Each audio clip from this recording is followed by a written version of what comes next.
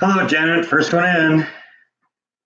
Actually, he was the first one in. He was down here, but he heard me setting up the computer, as he usually does. Hello, Tracy. Hello, PDXer. Hey, everyone's in here now. That's cool. How's everyone doing today?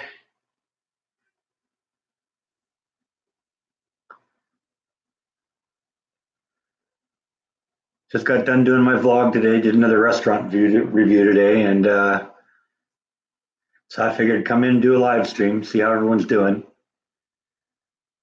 Trying to hit these a little earlier in the day because then it allows some of our friends on the who aren't here in the United States participate without having to be up at 3 in the morning. Yeah, the banana muffins are good. They're almost gone.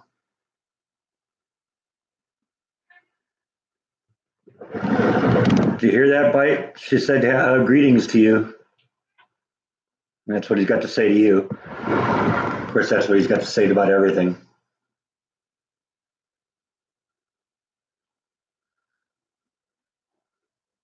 Yeah, the mac and cheese went well too. I'm almost done with that too. Probably have that for dinner tonight. Yeah, look who's here.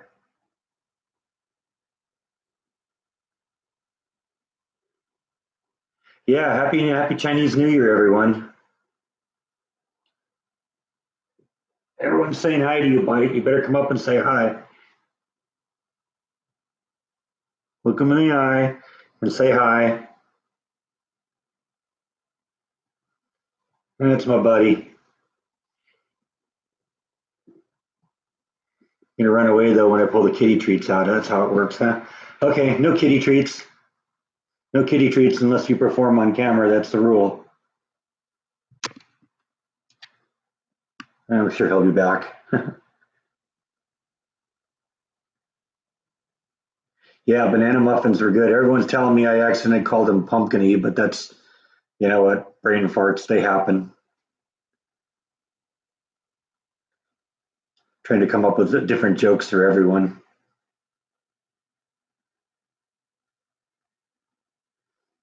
You hear that? They say you're cute. Bribe them over with a brush here. That always works.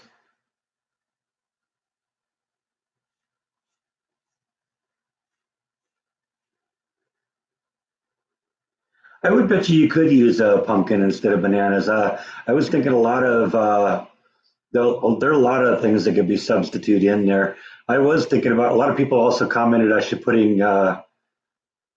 be putting like walnuts or something like that in there too. Let's see. J Rowe is saying I'm getting she's getting no audio. Everyone else hear me? I mean, you guys are kind of talking to me, so I assume so.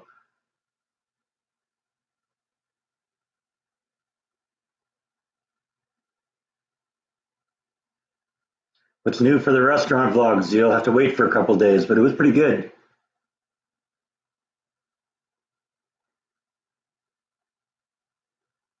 Okay, yeah, I don't know what's going on, J Rowe. Might be your settings on your computer because everyone else seems to hear.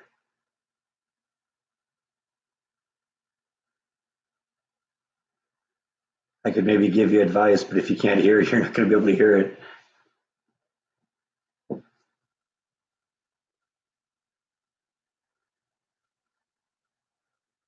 That's interesting. Yeah, I don't know what's going on. Maybe your volume's turned down.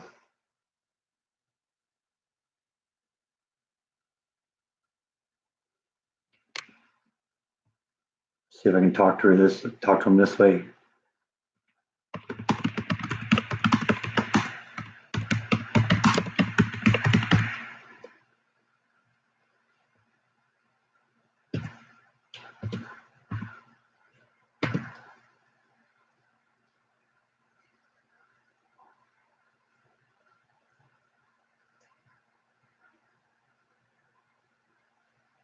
Has the weather cleared up here, there, wherever we are? No, actually, they're looking at possibility of a little rain tonight. It's been kind of overcast all day today. Um, so it looks like it definitely could do it. It's getting a little windy, a little stormy out there. But I was looking at the weather right before I before I came on, and I don't see anything on the horizon yet. Just a 30% chance that it might rain tonight. Do I like the new camera over the cell phone? I'm still kind of fiddling around with the audio a little bit. I've had a few comments. People say that they think the audio sounds a little thinner. In fact, you'll see it, I think, in tonight's vlog. I added a mic to the system, and I've done a couple of vlogs with that. I think it's a little bit better. I don't know. You guys will have to tell me and see what you think. Um, because I did a little before and after. I started off the vlog doing the mic on the camera, and then I paused for a second, plugged in the microphone, and tried that. And I don't know. Tell me what you think. I've done a couple of vlogs with the microphone, and I'm still kind of trying to play around with it. I think the microphone on the camera has maybe a little bit more high end, and the lapel mic that I was using is a little bit boomier. But I've been kind of also experimenting with like maybe position how close the mic is to my mouth to try and change that. Because there is something in microphones that we learn about in recording engineering school called proximity effect. And if you talk to the mic like this, you're going to get a lot of boominess. But if the mic is further away like this, it's going to get kind of more natural frequencies. So I'm kind of playing around with that. And, it may take me a few days to get the hang of it. But I don't know. We'll see. Hey, Jeff, how you doing? Everyone's starting to pop in now, huh? Hi, Brian. J-Ro, did you ever get your audio problem fixed up? Okay, cool. Yeah, what was it? Did you have your volume turned down or muted or something like that? It also could be, I guess, if you were on Bluetooth and had it paired with something.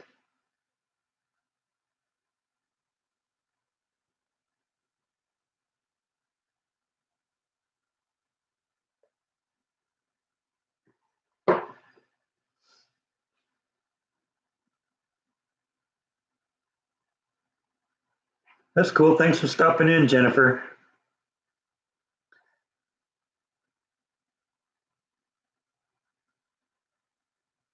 How are the mom and dad? Oh, that's another thing we're going to talk about a little bit with tonight's vlog. My father is, well, not in a hospital, but they moved him into a rehab facility. He's had this problem where he's had like fluid building up in his abdomen, and they've been having to give him a paracentesis on a periodic basis. Well, one of the things they were also doing is that they were finding that the fluid was also accumulating a little bit in his legs. And when they had him in the hospital, they were like squeezing his legs just to kind of push the liquid back up again. And I guess since he's been out of the hospital for a while, they haven't done that for a while, and his legs have kind of become a little bit puffy. So they wanted to send him in to a rehab facility for a few days and see if they can get that taken care of. So that's where he is right now. I actually texted him right before I went online about maybe him at least watching. I know when he's stuck in either the hospital or in a rehab facility, he gets really, really bored with the daytime TV. So he enjoys watching my vlogs. So I thought there'd be a good opportunity, if he's bored today, he could turn on the live stream. When I was back in California last time for Christmas, one of the things I did was I actually set him up with a YouTube account and put all the alerts on his system there, so he'll get alerts when I go live. Sometimes he has a little bit of problem finding the latest vlogs, and I think the problem he was having is what he'd do is he watches on an iPad, and I think what he does is he opens up the window and then watches it and then doesn't close the window again. So when a new vlog goes up, it doesn't appear on the screen because it hasn't refreshed the data. So I don't know if he got around that, but hopefully by having him have an actual account and have alerts on, then he ought to be able to at least click on the alerts and it should take him to the latest stuff. I think he understands the problem, so I think it's just a matter of him working his way past it and remembering that, oh yeah, I got to do this. Yeah, Jason, I agree with you. The mac and cheese vlog was great. I was that was very successful. I was happy how that turned out.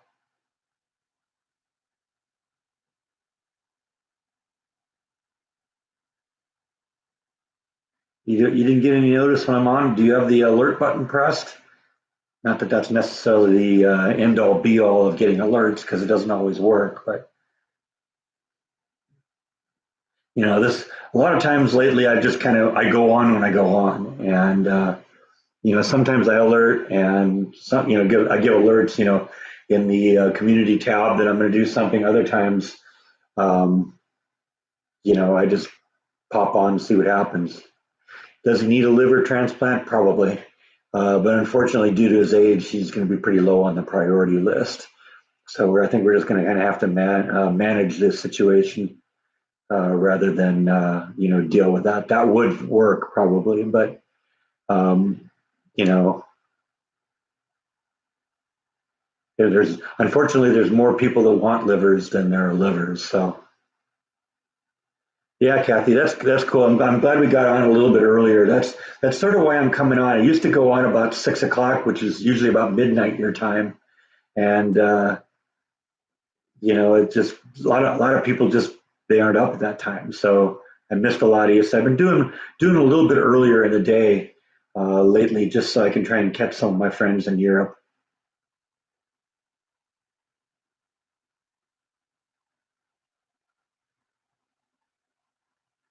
Yeah, I had never really considered that instant pot thing either until I started reading about them, and all of a sudden I saw them everywhere, and everyone was talking about them and how much they loved them and all that. And so far, yeah, I like mine. I got to do a little bit more experimenting with it. Right now I've prepared two things on it. One that didn't really work out that well, and one that did. So, I've got a 50-50 hit and miss rate. But you know what? Even with the chili that came out really soupy, a lot of you suggested that I just put it in a pot and boil it for a while and boil off a bunch of the liquid. And I did that, and that actually did work. I also took the opportunity to augment it a little bit. I put some more meat into it and added a little spice to it also. So it's pretty good.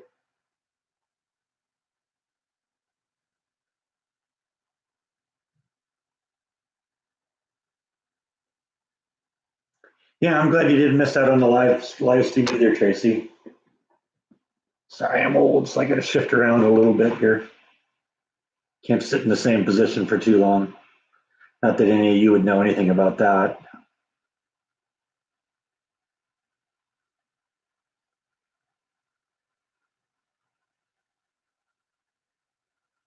Live streams are like chasing the mouse.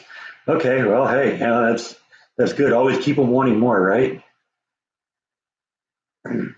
Yeah, everybody seems to have those instant pots now, and so I'm very eager to try it. I think it's got a lot of cool features, and I can do a lot of great things with it. Right now, I got to, like I said, I got to empty my freezer a little bit before I do too much more because I'm one person. I can only eat so much. How old are you? I am 55.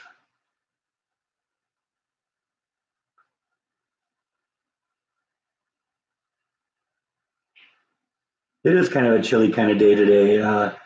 It is because yeah, you're right. It's cloudy and cool here. Um, yeah, they're called pressure cookers here too, but an instant pot isn't just a pressure cooker because it sautés and it's a slow cooker and stuff like that. So it can do all sorts of things, and so it's more than just a pressure cooker.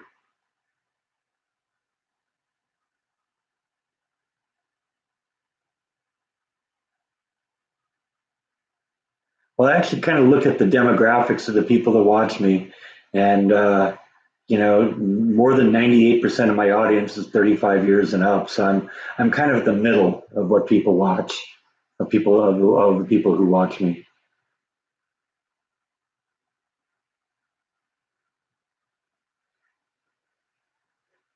I just heard somebody accuse you of being a smart cat. There wouldn't be any truth in that, would there? I think you're just a cat who thinks with your stomach, aren't you? Yep, that's all it's about.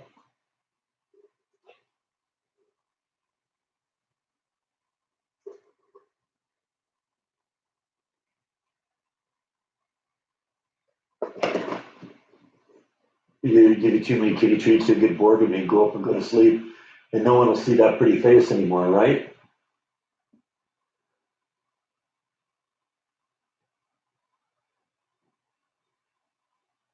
Does Bite like banana muffins? I don't know. Any comments on that? Do you like banana muffins? Probably help if we tried, huh?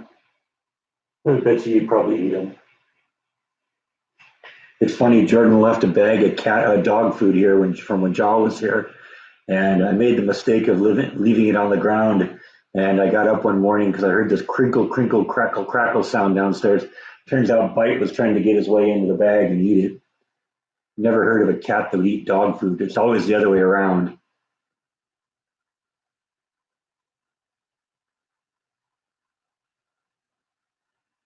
What kind of kitty treats do the cats like? It's basically whatever I get for them. If, they are definitely not spoiled or finicky eaters. I have not allowed them to do that because if they don't like the food, then they don't eat, right? And so you eat what you get fed. And if you look at these guys, they haven't missed any meals. So yeah, it's whatever they have at the store. I usually try and get a little variety. And since these guys aren't paying me, I pull the labels off because you don't get free advertising on here if you aren't paying the bills.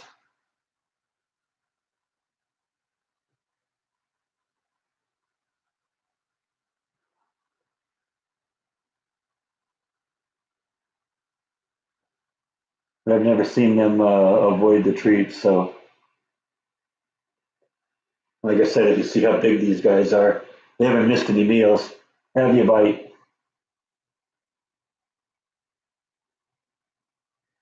I named him Bite when he was 5 weeks old and weighed less than a pound.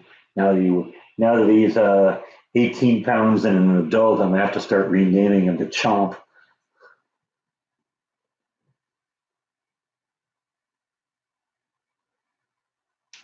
Yeah. I think it's just the type of content.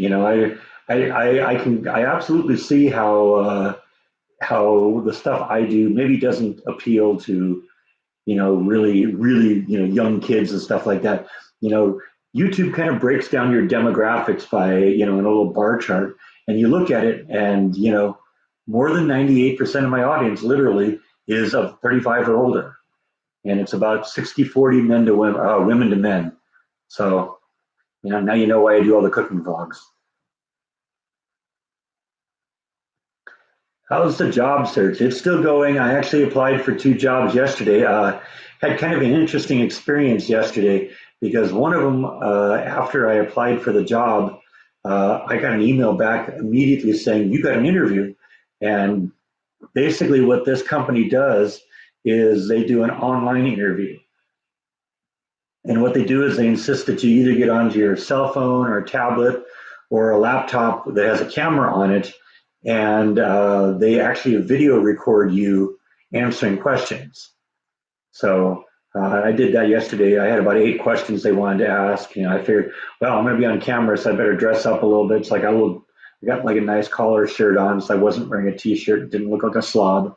Basically shot with this background, but I didn't have the lights on. And went through it. It was an interesting experience. It was a little intimidating, like the real thing. So, but it was actually kind of cool. What they do is they'd ask you a question, they give you kind of 30 seconds to think about it, and then you record an answer. And you have up to 3 minutes to record your answer, and then you hit an end button, and you either have the choice to watch the video back, reject the video immediately, and or record another version, or accept the answer that you took.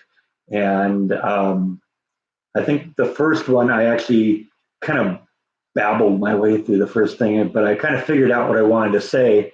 So I went and took another shot about it, took another shot at it, and thought I did better the second time. And then with the subsequent questions, I think I did better with getting the answer out the first time. So we'll see what happens. It'll be fun to work for. Like I said, there were two companies I applied for yesterday. I've kind of expanded the scope of what I'm looking for.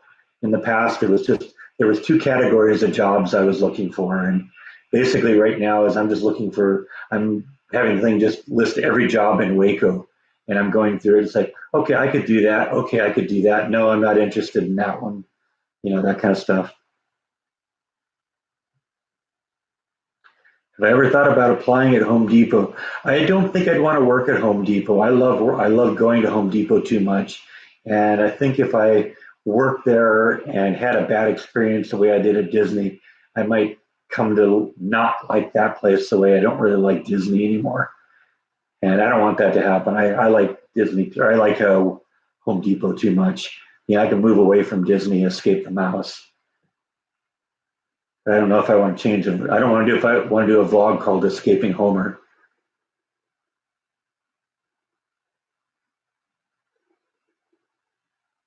I noticed that Baylor is everywhere. There's an awful lot of Baylor pride in Waco, so that doesn't surprise me that people are very proud of them. Yeah, I would maybe consider working at Lowe's. Like I said, it would be a little awkward to work at one place and then go to Home Depot, but that's the way I do it. There is a Lowe's close by here, and I would consider that if something popped up.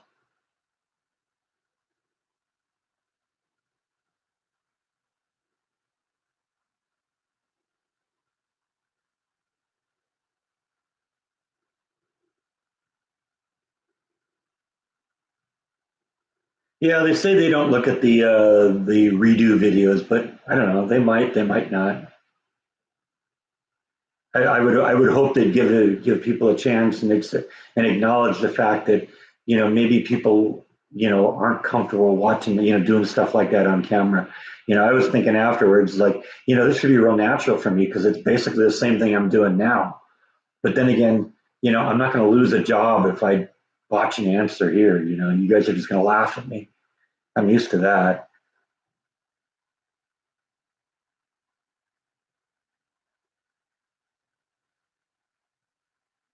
What makes me prefer Home Depot to Lowe's? I think it's just the history I have. When I was in California, there was 3 or 4 Home Depots around where I lived, and the nearest Lowe's was 10 miles away. So I just went to Home Depot. Actually, there's a Lowe's and a Home Depot that are about the same distance from me here, and actually I've gone to both. I don't really have a problem. It's just that I am used to Home Depot and kind of know their products and stuff like that. So it's just a preference thing. I don't know if it's so much age discrimination because I don't think people really understand how old I am when they look at me. I've always looked younger than I actually am. I didn't get stopped getting carded getting alcohol until I was in my 30s. So I don't know if it's that. I think the problem, and I've been thinking about this a lot. I think the problem I run into is that they look at my resume and my job history, and they say, "Geez, this guy's really overqualified for this job."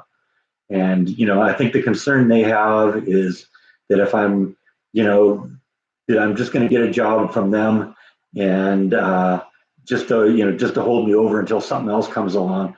And they end up saying to themselves, you know what, I don't want to hire him and waste a bunch of time and energy training him just to just so that he can get another job in 6 months and have it all be for nothing. In fact, I think next time I go on a real interview, I think that's a point that I need to bring up because I have to acknowledge at this point, yes, 15 years ago, if this was happening 15 years ago, I'm way overqualified for the job, for any of the jobs I'm applying for today. But it's those jobs don't exist anymore. I don't. There aren't CD manufacturing jobs anymore. Nobody does that anymore. There's like only a couple of companies in the world anymore. So I kind of have to face reality that I got to start over again. And I think I just got to convince them of that. And I think in terms of evidence that I'm not going to be somebody that's going to take a job and then quit in 6 months is Disney. I was overqualified for that job too, and I stayed with them for 11 years. So I think I just got to be a little bit more upfront with that and explain to them that that's what I think is going on, just to help maybe assuage their concerns that that isn't a realistic issue.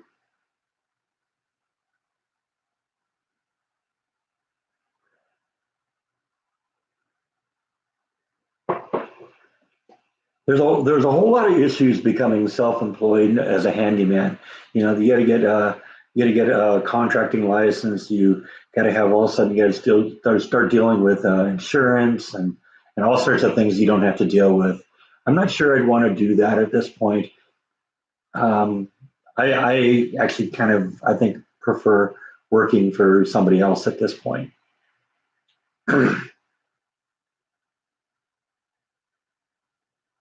I haven't really been going for like general management jobs. I've been going for, you know, there have been some technical jobs that I've applied for, but a lot of them have been more like in manufacturing because I've got a lot of experience in manufacturing. And so I think that's where I'm going to kind of be the easiest fit because I've done that before.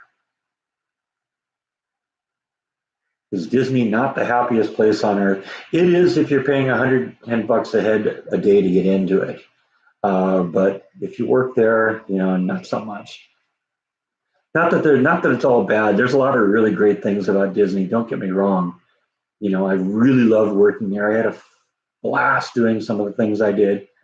But it's just the management people. The management people, if they don't like you, you're not going anywhere. And I think they decided for some reason they didn't like me from day one.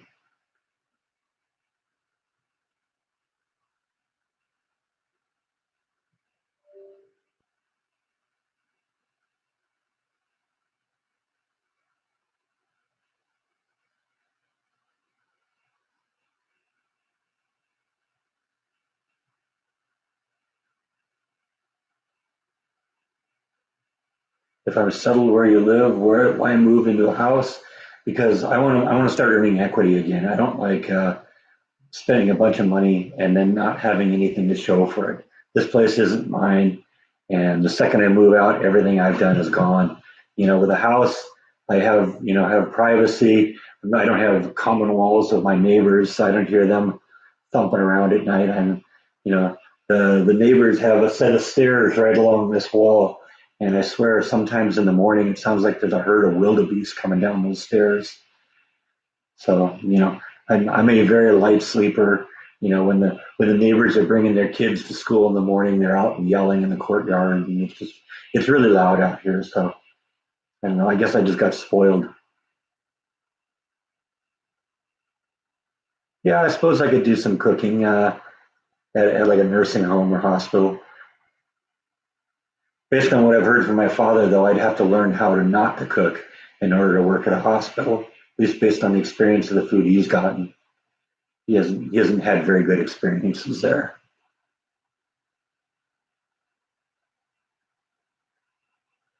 Well, there's also another factor to moving into a house. Since I have the money from the house I had before, I ought to be able to buy a house outright, and then I won't have a mortgage or a rent or any of that. It'll be property taxes and then just my basic day-to-day living expenses, and that will definitely, I think, benefit me in the long run. It'll make it easier for me to live on a lower wage. I don't think the goatee is doing anything. I kind of keep it neat, and there's a lot of people around here that are way fuzzier than I am, so I don't think that's the issue.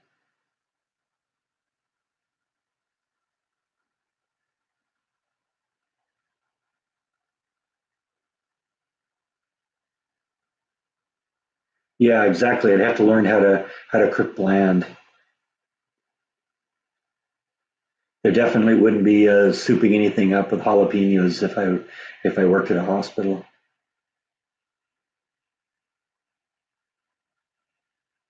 My current lease goes until July, and I'm hoping to really be out of here by then. This place is all right, but I want to have a place of my own. And honestly, I'm getting a little bored not having a job.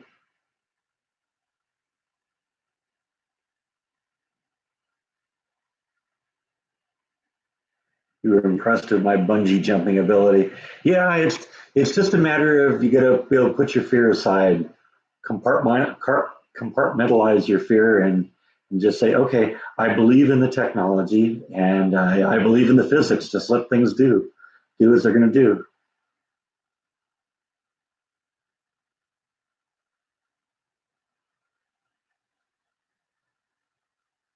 I've heard of people, yeah, if you go too much on the tattoos, I've heard that that's sometimes an issue. That's not an issue with me. I don't have any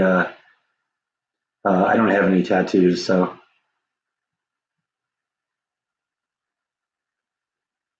those rocks were huge. They were huger when you're hanging on the end of the cliff too, or when you're hanging on the end of the bungee cord.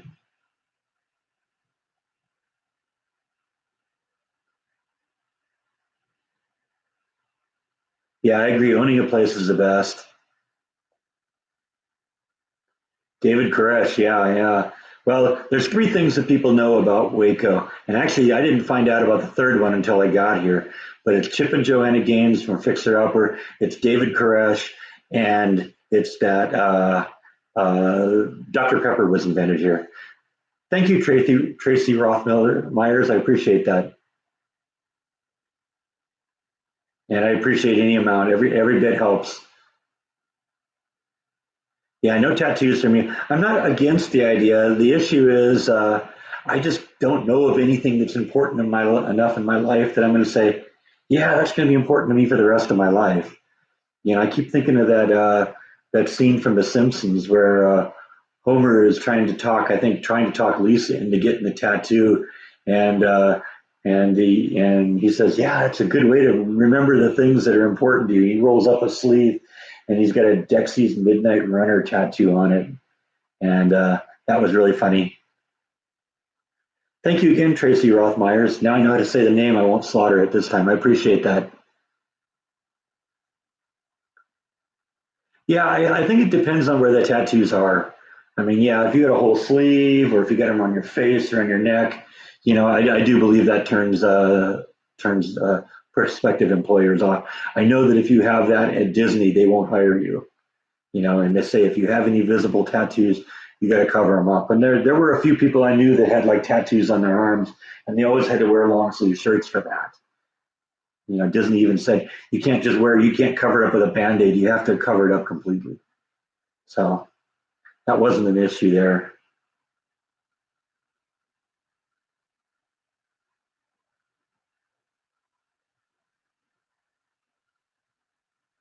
I got to admit, I've never sent anyone a super chat, but so I don't know.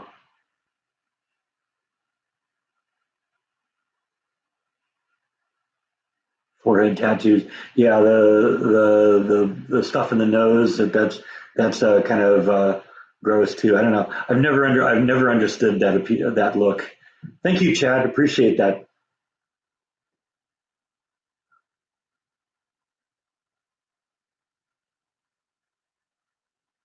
Yeah, there's definitely people that overdo it. You know.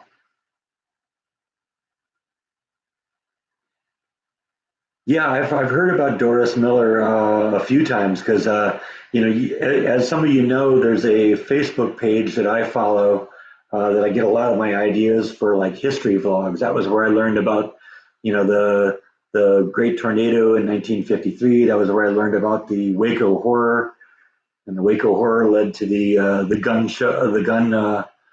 shootout that happened, and they've been talking about this guy a lot.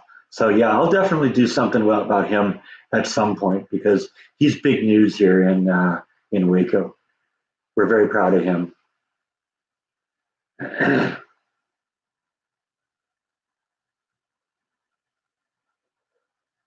Yeah, I don't get the loops in the ears either. Those look crazy to me. I don't know. You just know that that's some fad that someday they're going to come back and say, "Oh, that's stupid." And then they're going to have mutilated their ears and they're going to have these big holes in your ears, and there's going to be, you know, some surgical procedure they're going to have to go through to get that all repaired because it's going to look ridiculous. Yeah, I don't get that either. Thank you, Kathy. Appreciate that. Appreciate that a lot.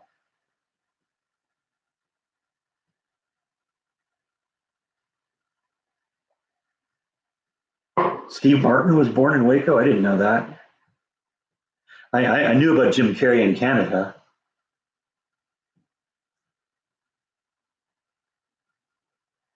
but I didn't know about Steve Martin being born in Waco. I'll have to look that up.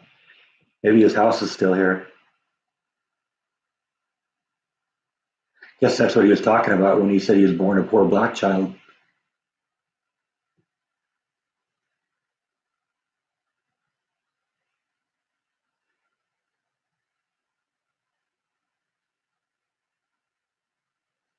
Do I plan on another pizza restaurant vlogs sometime? Spoiler alert, yeah, I did one today. Yeah, today was a pizza vlog day. So I think you'll see that on, I don't know, Monday, I think. I'm a couple days ahead.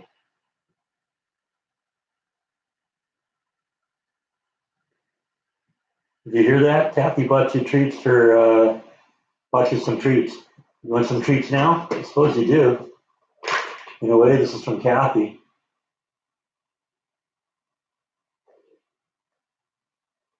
You know, we don't use on the kitty treats, we use for the blood transfusion. You're taking my thumb off.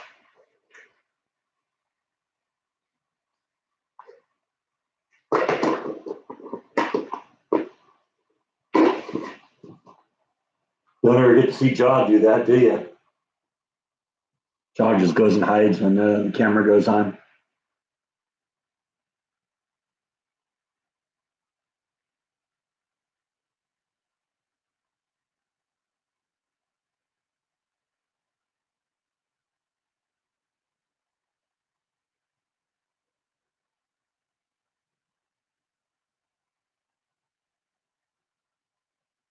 Yeah, I know. When you stretch the ear like that, the earlobe that way, it's never going to come back. It's never going to look right. Hi, Shirley. Yeah, we're just doing our thing here, talking about whatever people want to talk about. Yeah, the pizza dough from the pizza I made here looked pretty good. I actually did that again a few days afterwards, just because I wanted a more regular pizza. I just used bottled tomato paste and just made a pepperoni pizza.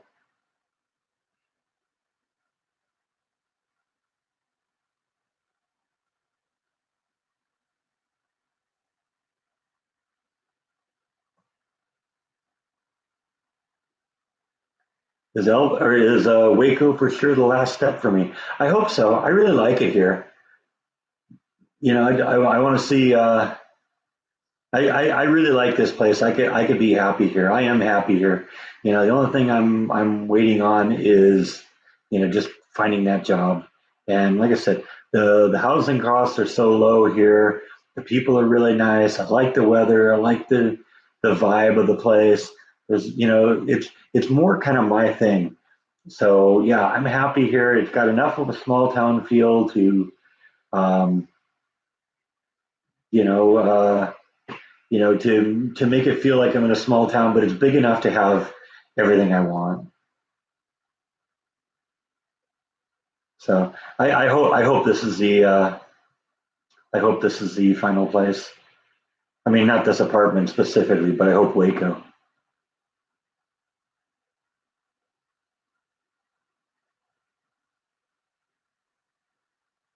Let's chat about pets for a minute, okay?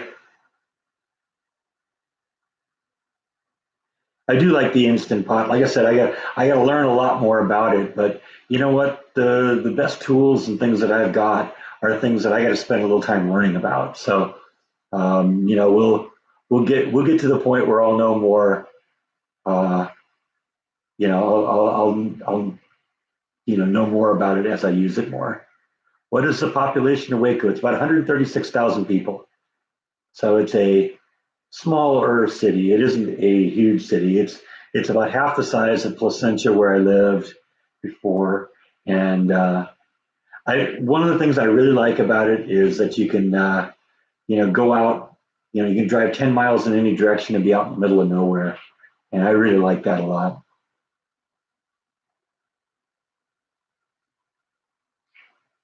He's over here now. You see the tail popping in there from the side. Your dog dug holes last night searching for moles. Did he find any?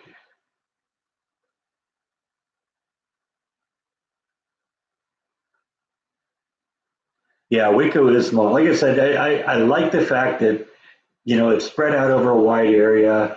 It's got everything that I need here, and yet it's small enough to have that small town feel. And like I said before, I love the people. The people are just really nice. Was my hair red when I was younger? No, I had just bleached blonde hair. I mean, it was. I mean, not. I didn't bleach it, but it was very, very white blonde. Thank you, Chad. Appreciate that. Appreciate that a lot.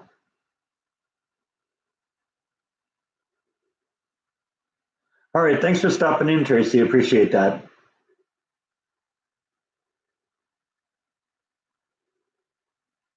Guess you didn't catch any of the moles. They're too fast, huh?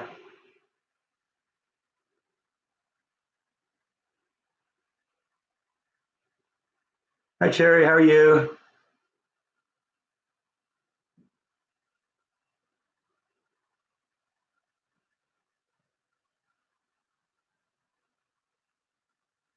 340 people in your hometown. Wow, that's small. That's the case where you like know everybody.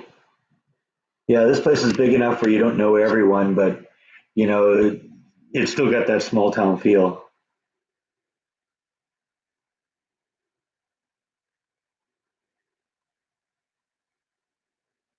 Any thoughts on doing a vlog on a biker gang incident in Waco? I haven't heard about that. I don't know anything about that.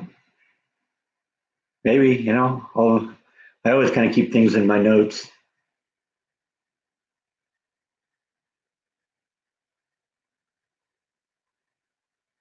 Your dog used to want to chase squirrels. Yeah, I know how that is with dogs.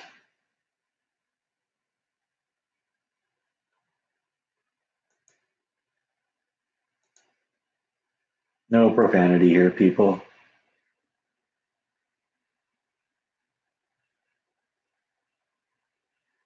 We don't do that here.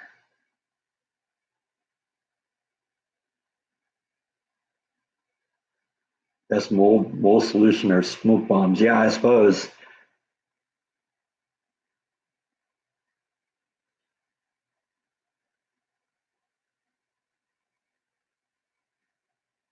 I have anything like Upper Canada Village. I don't know what that is, so I wouldn't be able to answer that one.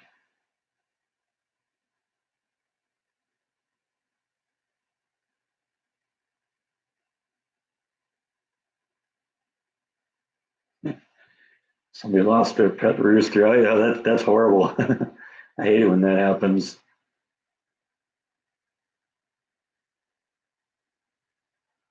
Have I been recognized in Waco? No, no, not yet.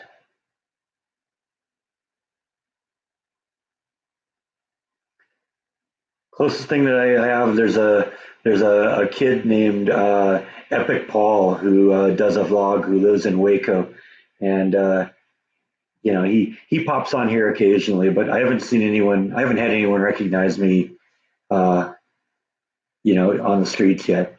Now, I did have somebody when I went and did Silo of Screams last Halloween. I think the days before I went, I mentioned that I was going to be there. And I did have somebody come there and recognize me, but they said that they were only there because they'd seen me and they knew I was going to be there, and and they did. Now it's funny. I did get recognized after like my second vlog, which was really interesting. I was in a Home Depot in California getting stuff for the house, and somebody recognized me there. And it wasn't that he recognized me from Jordan's vlogs. He'd actually saw that I was doing vlogs, and he was a friend of Jordan, and saw that I was doing vlogs, and just happened to run into me, and that was weird. And of course, I've been recognized a couple times with Jordan.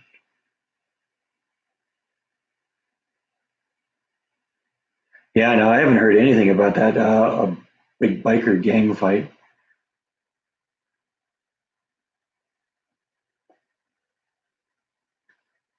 Have I noticed some other nice areas to look for houses? Yeah, actually. You remember when I did that neighborhood when I was doing the Christmas lights? and I did that neighborhood where all the lights were white.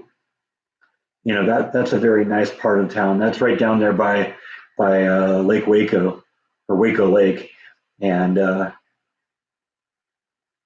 and there's some very nice houses in there too. Pretty affordable too. Headed to Walmart. Okay, have a good one, C&V Young.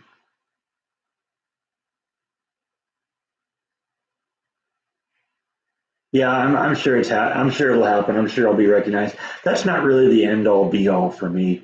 I would love to get to the point where I can support myself doing this. And we're moving.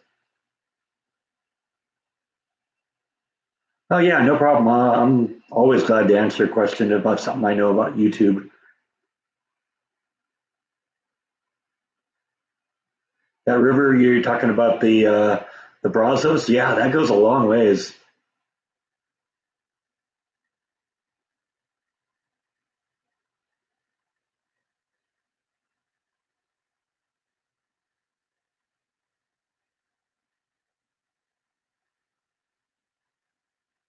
Well, property tax is generally just a percentage of the value of the house. So yeah, you get in a little bit more upscale neighborhood, you're going to pay more. But and I believe the property taxes here in Texas are higher than they are in California because there's no state income tax, and the state has to get its money from somewhere. And I think but when you consider the fact that even if it's twice what it is in California, 1% of a $600,000 house in California or 2% of a $200,000 house in Texas, the 2% is still going to be less money out of your pocket. So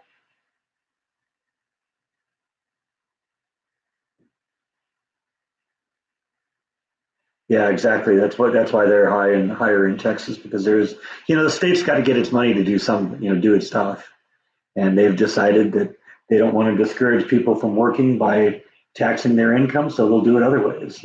That's fine. That was one of the reasons I came to Texas.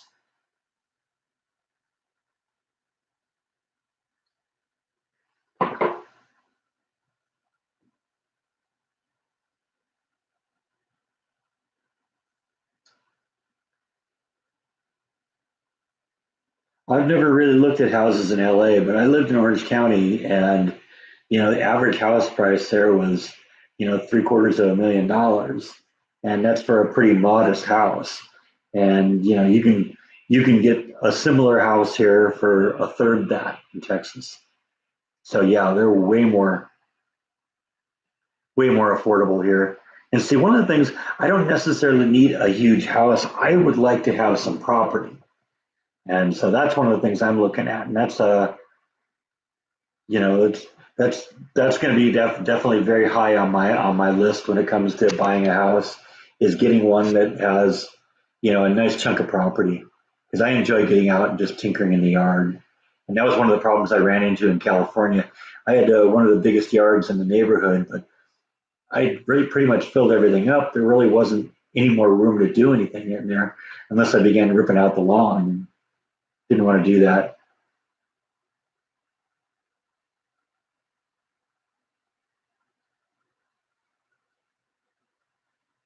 What software do I use to edit my videos? I edit my videos using the video editing package that comes with the Nero software. It's called Nero Burning ROM, and it comes with a program called Nero Video, and that's what I use. I actually did a vlog on that a few months ago. You go back and look at it, where I actually show the process of editing in one of my vlogs.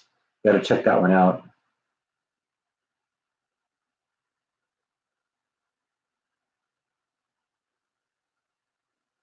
Yeah, that's one of the things. A nice yard for Flash, a place where she can go hide.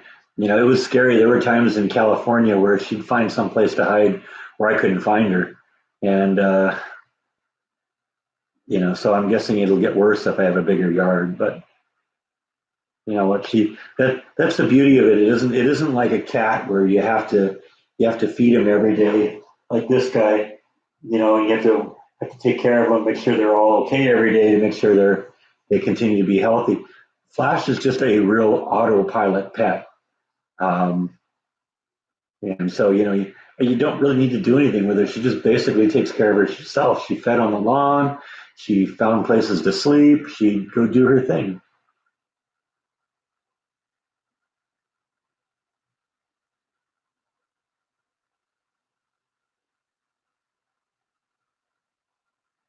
Hello, Tim. Welcome to the group. Glad you were able to stop in. Yeah, I did see California's trying to abolish Proposition 13. They've been trying to do that since the 80s, so I don't know.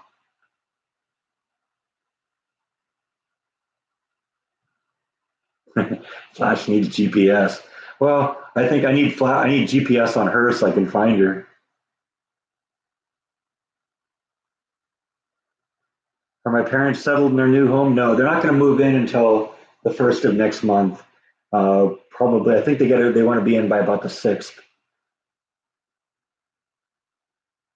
Does Flash need pond water? No, she gets all of her liquid from what she eats.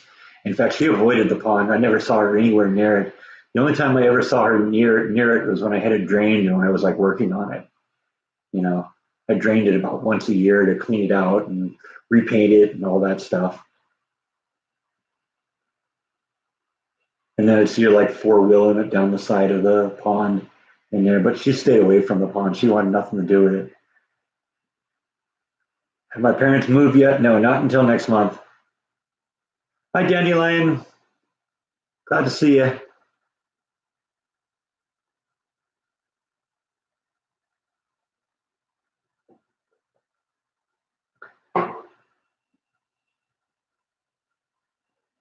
I guess no one has anything to say, so we'll stuff some kitty treats down the cat's gullet again here, huh? That's the only reason you're here anyway, right?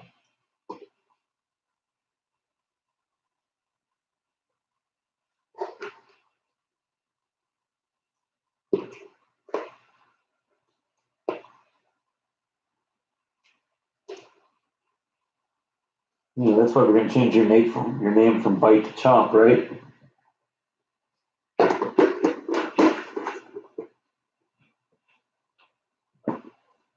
We'll promote we'll promote Bite to Chomp and Nibble to Bite.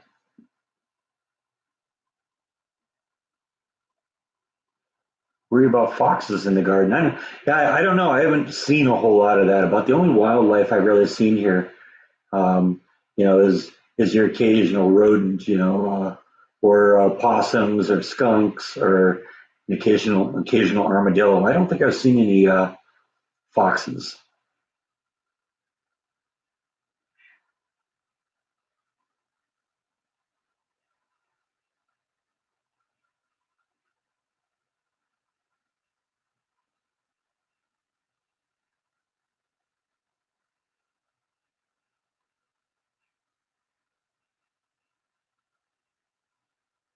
Yeah, I'd probably do that too if I saw turtles crossing the road.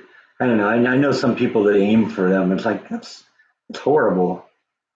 Did I eat all the mac and cheese? No, not yet, but I'm going to have more tonight.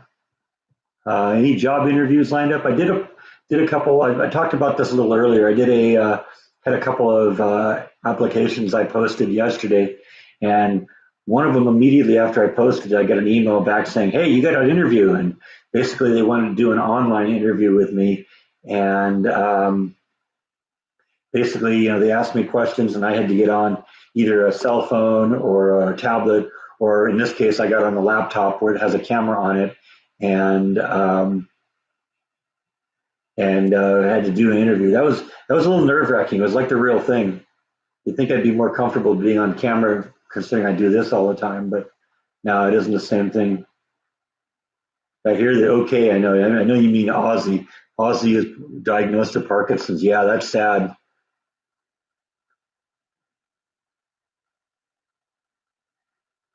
I like Ozzy. Ozzy's a great artist.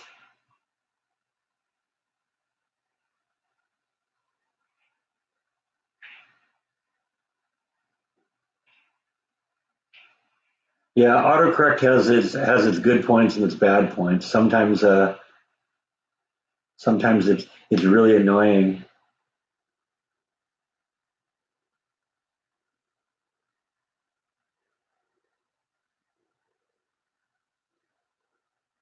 Other times it can be a lifesaver though too. to see a bear going into the swimming pool, go look online. They're all over the place there. Yeah, I saw Ozzy a couple years ago at Ozfest in California. Yeah, he still had it then.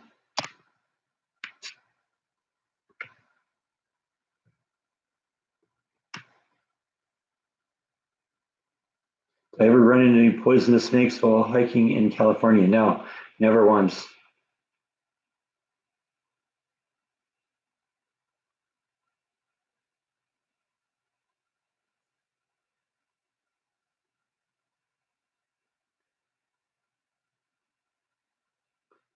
I didn't know Linda Ronstadt had Parkinson's also.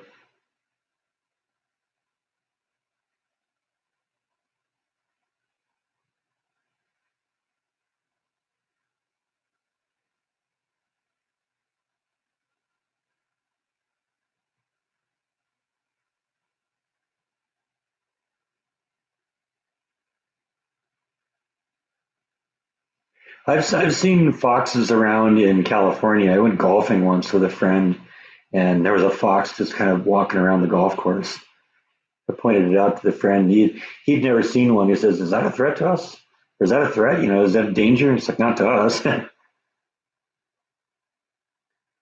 you know, if you're a rabbit or a squirrel or something, that's going to be an issue. But have I seen any snakes in Waco? No, I saw one snake when Jordan and I were driving here. Uh, during it was in Texas. I was on the road, and I just saw it sunning itself on the road.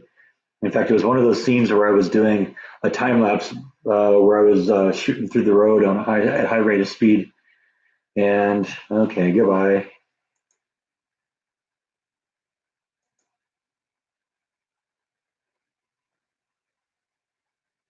When it starts like that, it isn't going to go any better. But I was doing like a time lapse thing along the road, and I saw it when we drove by, and actually you can see it for like 1 or 2 frames when in the video.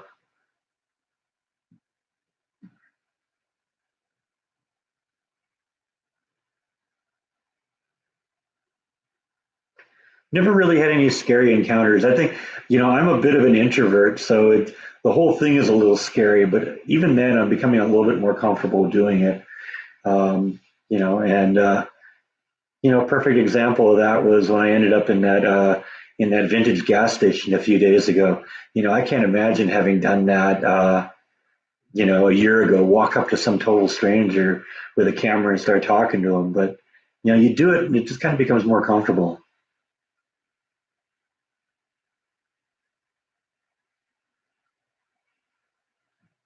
I used to find possums in my backyard all the time in California. I would capture them live and then relocate them somewhere else.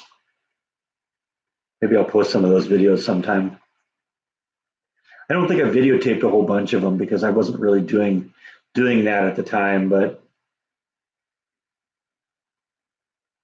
I got like pictures of them. You look at my Facebook profile picture right now.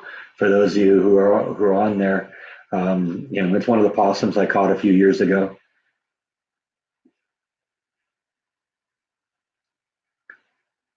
Came within 2 feet of an owl. That's cool.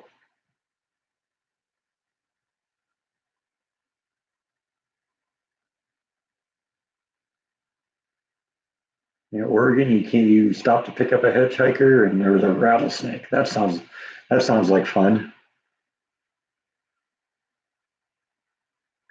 One of the things I like about autocorrect, Tim, though, is sometimes the autocorrect comments are funnier than what was originally intended. Somebody posted on the Facebook page the other day, and I thought it was the funniest thing I'd seen in a long time. They said that they were a huge fan of Jordan the Loin.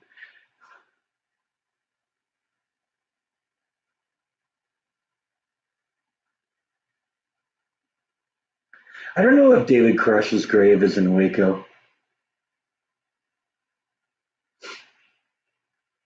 I guess if I ever do that, I'll have to check that out. Well, I guess yeah. I think Bite went back upstairs, and I haven't seen Nibble yet during the shooting of this one. She sometimes comes down.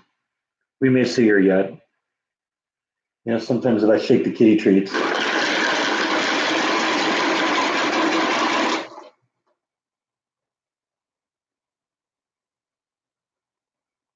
Yeah, no, not this time, I guess. Sometimes they're like both hovering just on the other side of the stairs there, and so I shake the kitty treats and they both come running.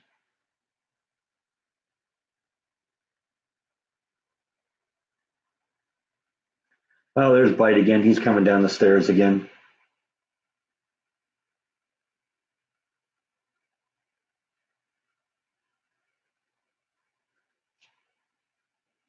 Do the cats wrestle? They sometimes fight over food from time to time, and you know that especially when I'm dishing out the kitty treats. Bite will try and go take it from Nibble, and Nibble's getting to the point where she'll have no part of that anymore. And so what she'll do is, if Bite tries to take it from her, she'll swat at him a little bit or hiss at him or something like that. Thank you, Janet Matthews. I appreciate that. Thank you for what you do. Okay, there we go. Got an answer to that. Crush is buried in Tyler, Texas. I'm still not that familiar with everything in Texas, but it seems to me that Tyler must be relatively close to Waco because I've heard of that a bunch of times. So maybe I'll go check that out. I am at some point going to do a Branch Davidian vlog, so that would definitely be a something to look into, especially if it's close.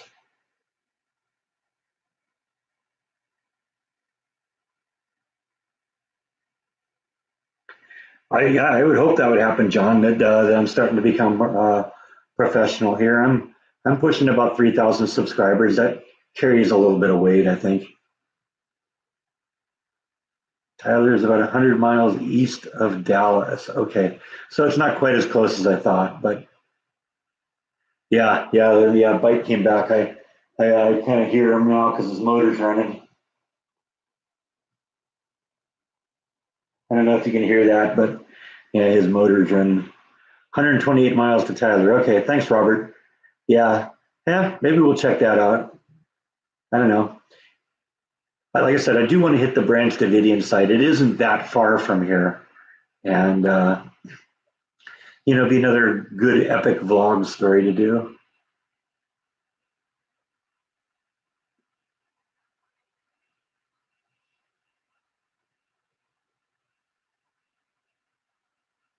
So Tyler must be almost to the Louisiana border then, huh? Look that up here. Let's see if get a bearing where that is here. I'll just keep the pad down here so I can refer to things like that when they pop up.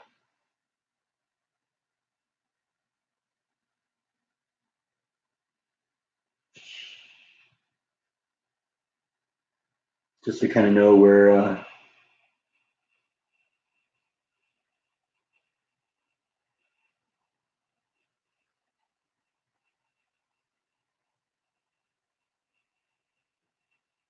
Yeah, it says 125 miles. That was a good estimate.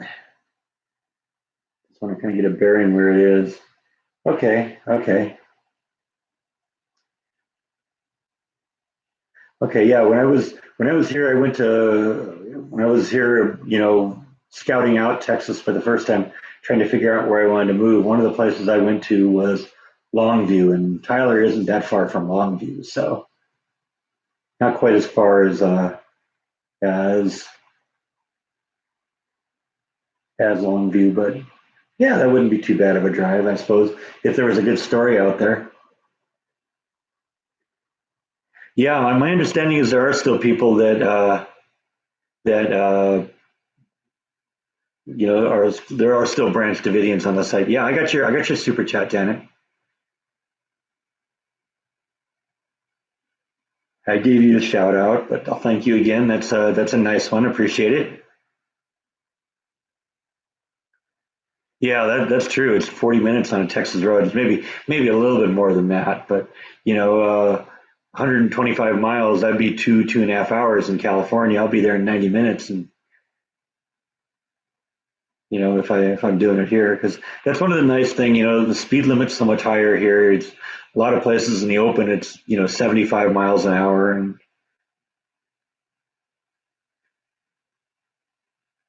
the cats still meow at night. Yeah, these two were waking me up this morning. They do that. They just get out there, meow, meow, meow. I don't know. They always say the cats panic when they see their dishes half full. That might be what it is. I used to just leave a big thing of food, one of those dispenser dishes, and let them graze as they wanted to. But unfortunately, they got to the point where they were so fat that I started rationing food, and that still didn't do any good.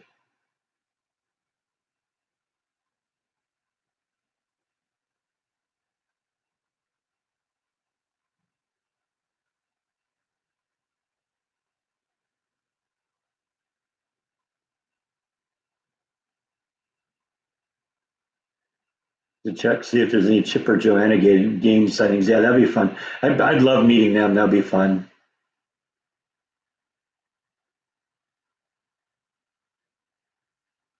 Yeah, I know. I've had a lot of people say that their dogs or cats react when I meow on camera.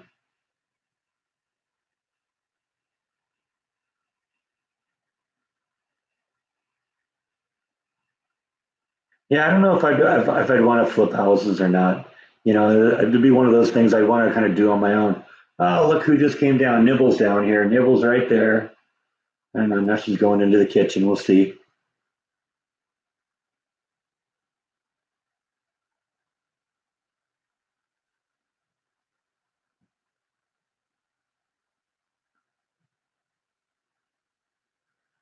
I heard that Canada doesn't want them.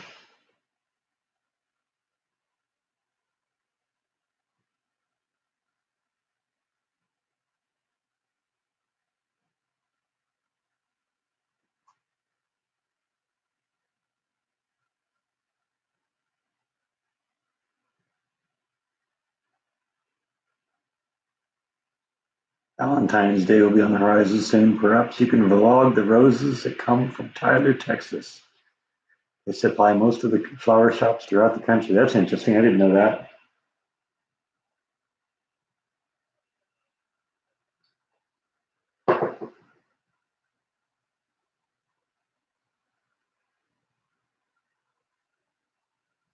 Yeah, Nibble went back upstairs again. So I guess she didn't get the treats immediately. So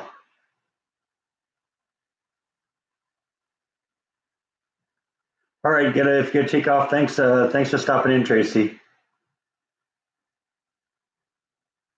Yeah, Nibble has been getting braver lately. Like I said, I showed you that one time in a vlog about, I don't know, 3 or 4 weeks ago, where it was the first time since we moved here, and she popped up onto the chair with me, and I just happened to have the camera going.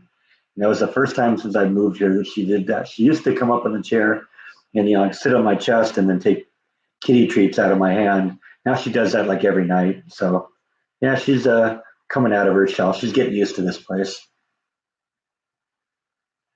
She likes to have a lot of places to hide, I think. I think the best thing I did for her was put those shelves up. Took her a little while to get used to them, but she uses them all the time.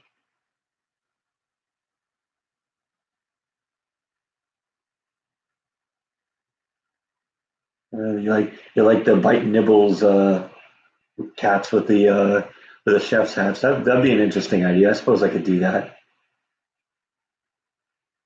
How tall am I? I'm about 6'3".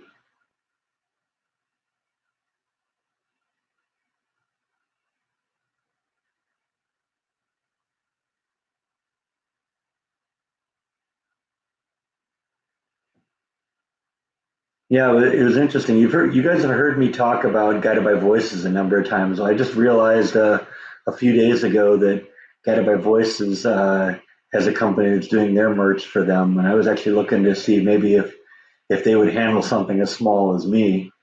Because a lot of the stuff they have decent size like mid-level bands and stuff like that. And I kind of get the feeling that they make a whole bunch of stuff ahead of time and then wait for it to sell rather than calling the model like Merch 5 did, where you order it and they make it for you. Is Nibble hiding nearby? I think she went back up to her room.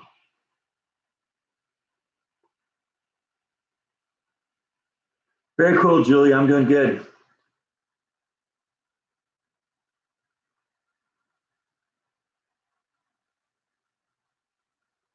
Your tablet is horrible for autocorrect. Okay, well, thanks for stopping in, Diane. Appreciate that.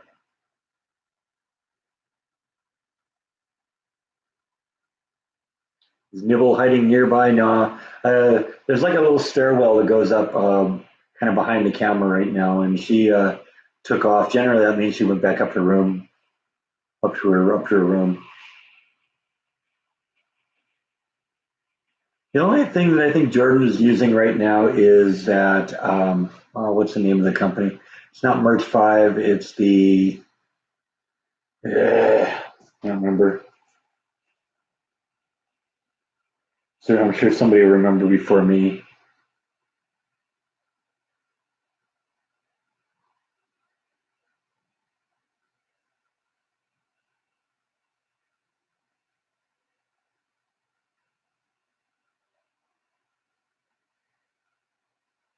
Turns you Spreadshirt. That's the name of the company. Yeah, thanks, DNA. We both got the answer about the same time.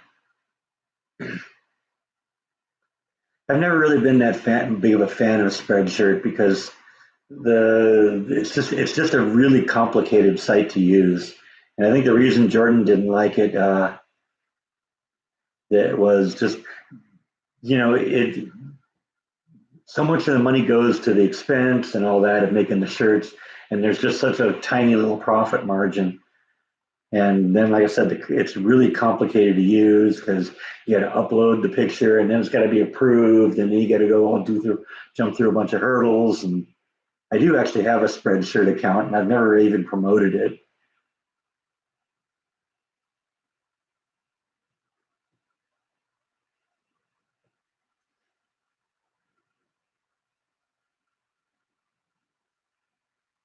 Yeah, well, like I said, if you did go to Spreadshirt, I do have an account there. If you want to check out something, like I said, I've never really promoted it.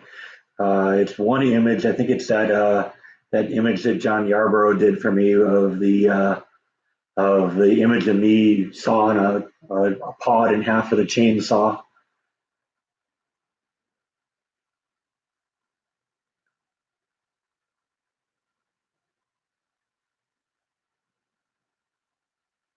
Yeah, I got one of those Jetson shirts for free because I'm on that one. Jordan asked me at one point, you mind if I make a T-shirt with you on it? I said, yeah, sure, that'd be fun. And I said I want to see the image first, but when I saw it, I was like, yeah, that's cool. I guess there's two of them now with me. There's that one and the Texas trip one. I think that one we were both wearing cowboy hats or something like that.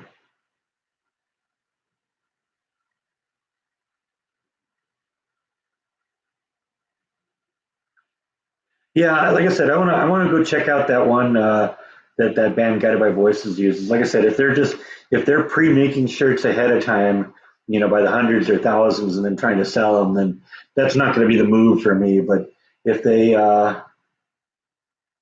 if they did them like Merch Five did, where they wait for the orders to come through and did it that way, that'd be great.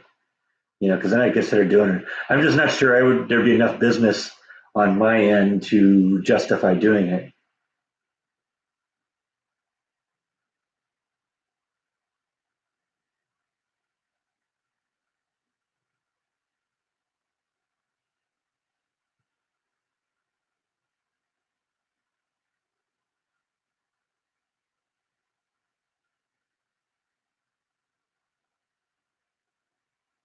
Yeah, I suppose there's probably a whole bunch of things. Somebody else suggested a few minutes ago that I could do the image I have with the kitties on it that I do for the bites and nibbles.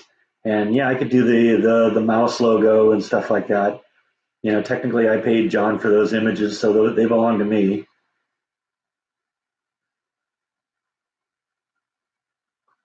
Yeah, I would bet the escaping the mouse logo would look great, like on a coffee cup or something.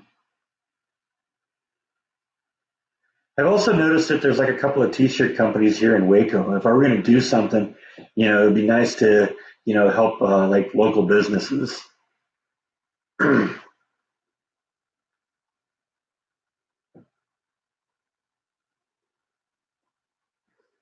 What it might come down to, see if it's one of those cases where I could get someone to maybe whip up 20 t-shirts for me. Maybe what I do is I just go online here and do a vlog and say, hey, we're going to do a t-shirt. It's going to be a limited edition of so many, and we won't place the order until I have 20 confirmed purchases. We can go that way maybe.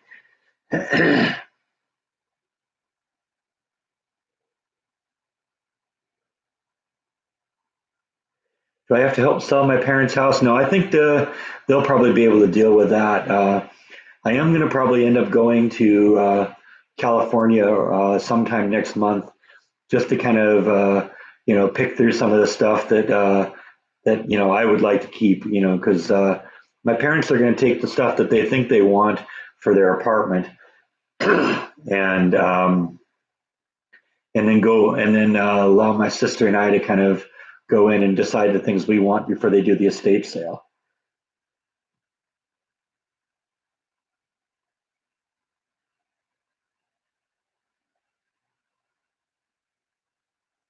And then I think they'll just probably have a realtor sell the house once they get it cleaned out.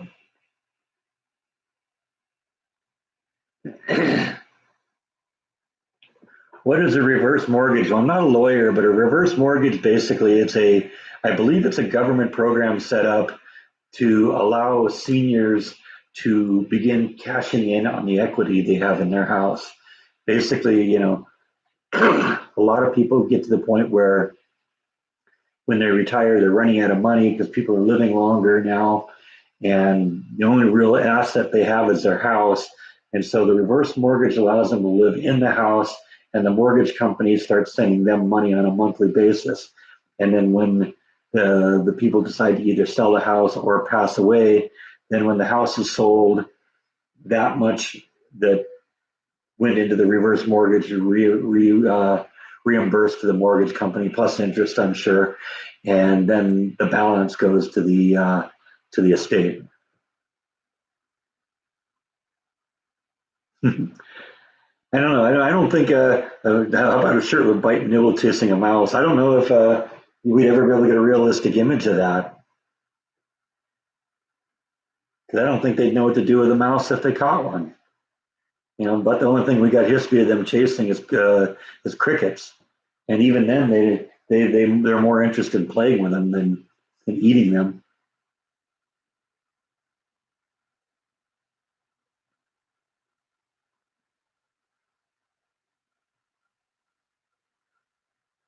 Hello everyone. Hi, hey Bulldog. How are you doing? With a mousetrap. Yeah, there you go. Yeah, we're gonna. I would have to find a graphic artist to do that. That's the only issue.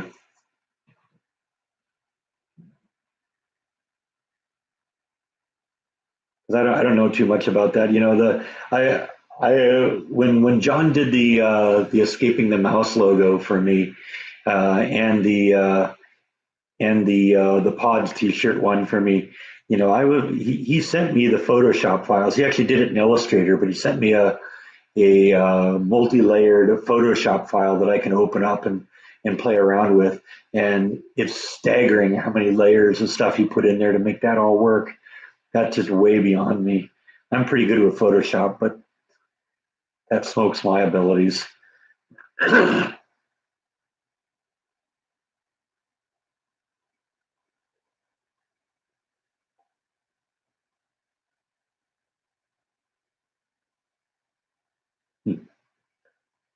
Like eating treats on a t-shirt. Yeah, I don't know. Maybe what I ought to do is do a vlog and do a poll and let you guys decide which one you'd be most likely to buy.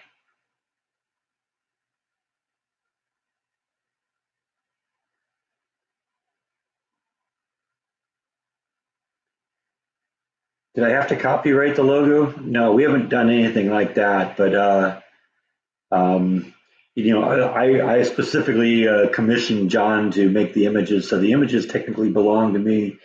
And I suppose that I could copyright it if I got to that point.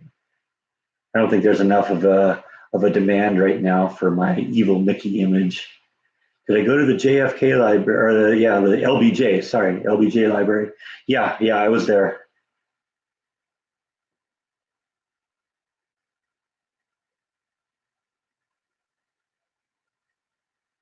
The actually, yeah, if you watch it, that Motown one that he released today, that was right there in the LBJ library, and that one I thought was more interesting to me.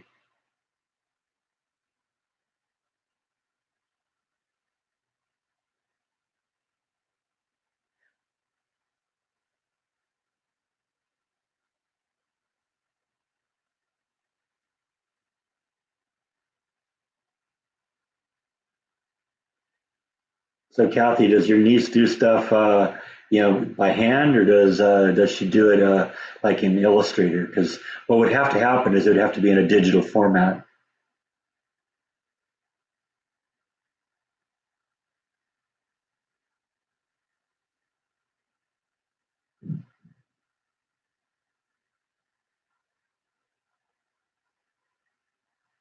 You just don't want anyone misusing my logo.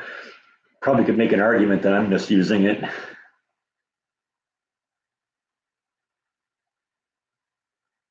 Yeah, my parents have a reverse mortgage going on with their system. I would assume it's probably like a lot of things. It depends on who you go for. You can have good ones, you can have bad ones. It's just you just got to do your homework and make sure you get a good one.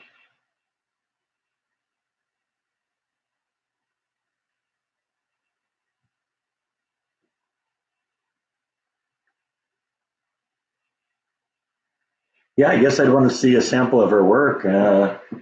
See what you can do. If I'm because that's something I would welcome is somebody who knows how to do, who has, is really talented with stuff like that and can throw things together like that and make them look good. I mean, I know when I went to John initially for the Escaping the Mouse logo, he showed me the first thing he said, and I said, "Oh, I really love that. Can I use that?" He said, I think he was a little surprised that I was actually interested in it. And he says, "Yeah, but let me do some more work on it to really touch it up and make it look good." And he spent a lot of time on it, and the result was really good. So,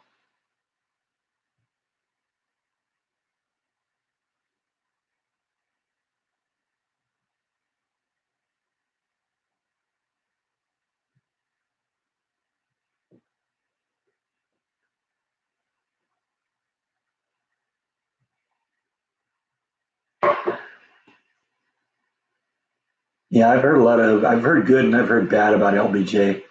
I don't know. I didn't really live, well, I mean, I was alive during that period, but I have no memory of him. First president I have any memory of is Nixon. 'Cause I think I was four when when Johnson left office.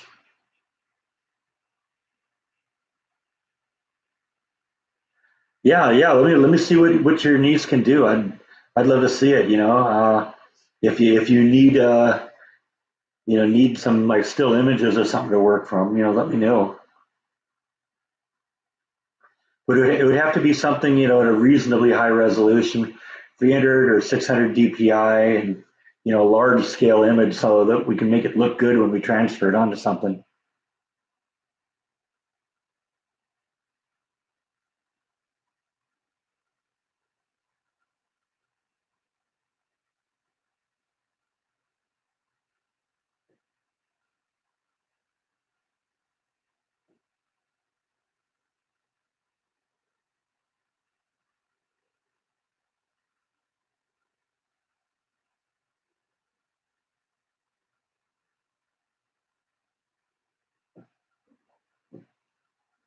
I hear you again. I don't even have to see you back there. I just got to hear you purring. Yeah, your motor's running. Give you some more kitty treats, okay? 'Cause I think that's why everyone stopped talking. They said, well, you gotta give them more kitty treats. That's what that means, right? I'm sure you think that's what it means. Of course, then again, I'm sure you think that when we're talking, we should be giving you kitty treats too.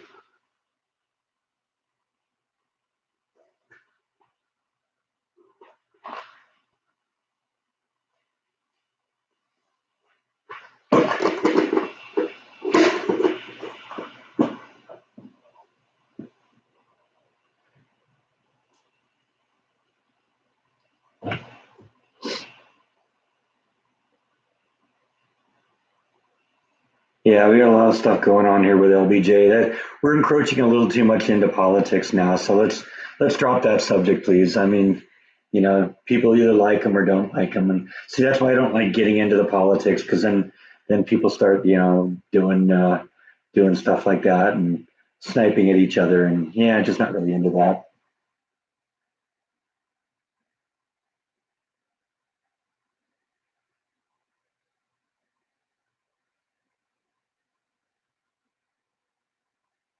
Yeah, I've only heard nibble purr once or twice too. So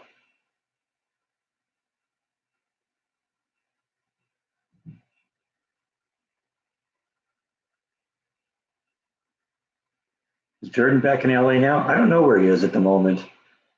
Uh, you know, I don't always hear from him every time. So, he comes and goes a lot. So,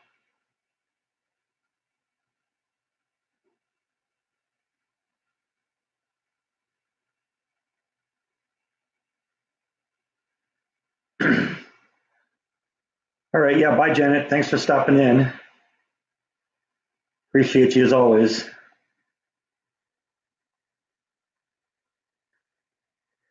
Yeah, yeah. Bite has a very, very distinct purr. Sounds like an outboard motor running sometimes.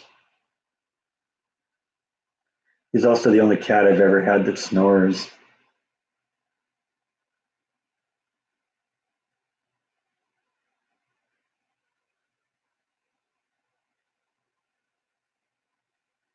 Yeah, I know he was in Mexico recently, but I don't know if he's back yet or if he's gone somewhere else. Who knows? He travels around a lot. I knew he was going to Mexico when he left here because he told me that. But after that, who knows? The entire time he was here, what he was doing was watching a lot of like travel vlogs and stuff like that, and getting an idea of places he wanted to go. So he could be anywhere now.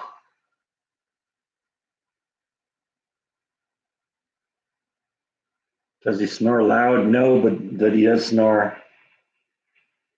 Yes, he does. He's right down there now. I have to wake him up to get him to stop snoring.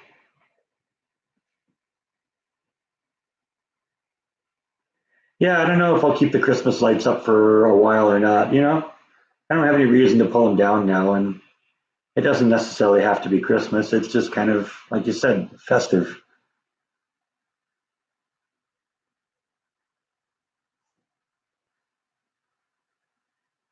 It's just here for the live streams. I've been halfway thinking about pulling the flag in front of it and just having the lights behind the flag.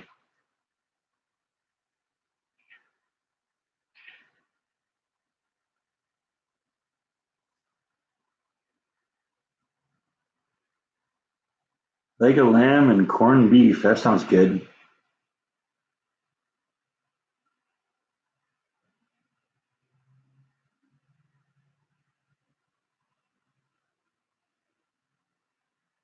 Everyone's saying now that they have cats that snore. Okay, that's yeah.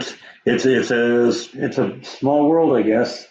I guess it happens more than what you think. You're not the only one, Bite. You're not the only one that snores. But you're the only one that I got that I can get a hernia trying to pick up. Yes, you are.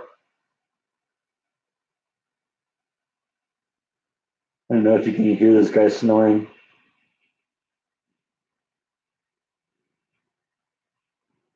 He's got quite a motor on him.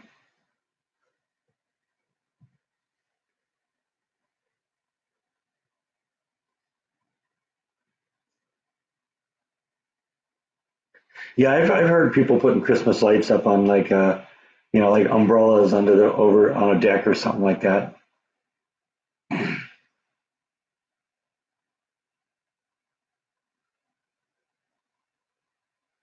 Oh, and Angela's doing recipes now, huh? That's cool.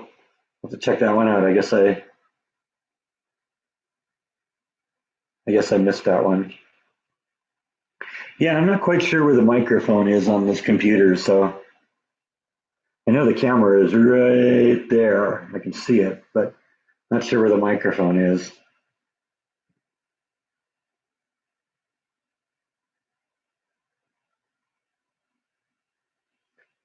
I don't really read a lot of books right now. I do a lot of, I do a lot of my stuff on the internet. I don't read a lot of fiction. I used to be a big like Stephen King fan. That was at the same time I was watching a lot of movies too, and I really don't do that anymore either. Or at least not going into the theaters to see movies. I'll watch movies in my collection or something like that. Your dog barks in his sleep. I've seen Jaw do that too. Jaw has little dreams and they go. Jordan and I were both laughing at him when he was here doing that. I think it's been longer even than that I read a Stephen King book. Let's see, what was probably the last one I read? It was probably it or Tommy Knockers. Tommy Knockers was a pretty good book. I liked a lot of the early stuff.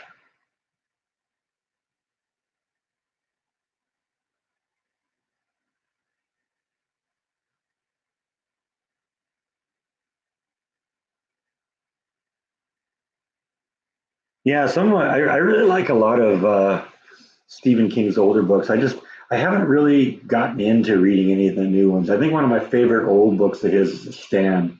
That is still, I think, one of the best fiction books I've ever read.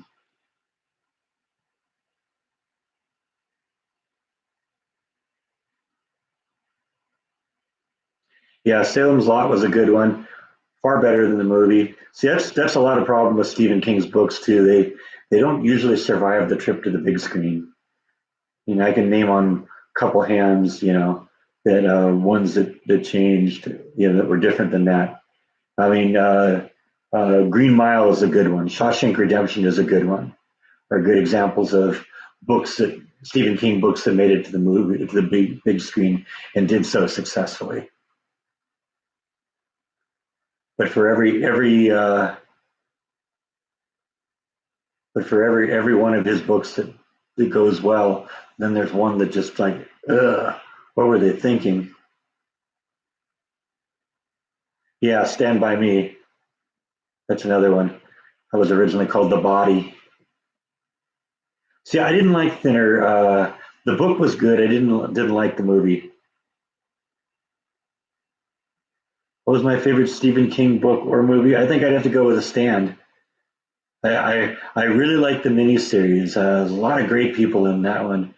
Molly Ringwald was in it. Gary Sinise was in it. That was the first time I'd ever seen Gary Sinise. Um, Ray Walston was in there. That was one of his last things. It was a really great miniseries. And in fact, I got that on my in my DVD collection. Um, but I like as I mentioned before, I like uh, Rita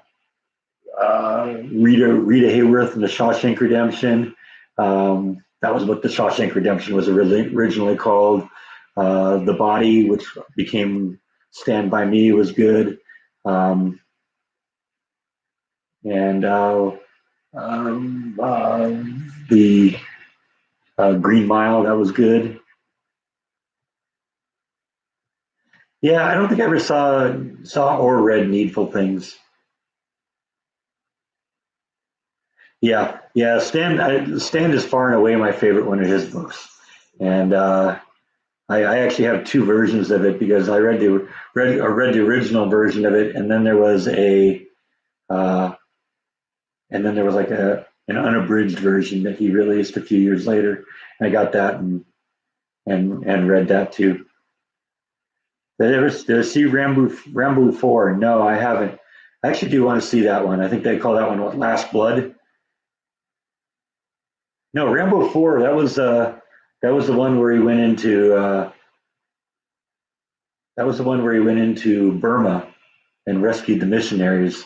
No, there's a new Rambo one out now called Last Blood, and that would I guess be Rambo 5.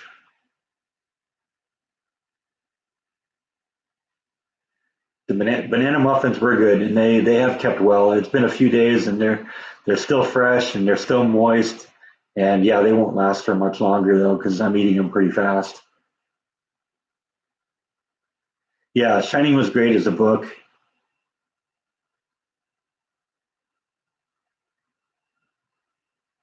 Like I said, I don't think I ever. Well, no, I read the book for Needful Things, but I don't think I ever saw the movie. The Great Outdoors with John Candy. I don't think that was Stephen King. No, I do keep them in the fridge. Yes, they'll probably be gone tonight, though. I think I only got two more left. Sometimes with things like that, I'm a little reluctant to make a whole bunch of them because if they don't turn out well, then I end up having to either throw them away or have them go bad on me. I like the book thinner, but I wasn't really into the movie.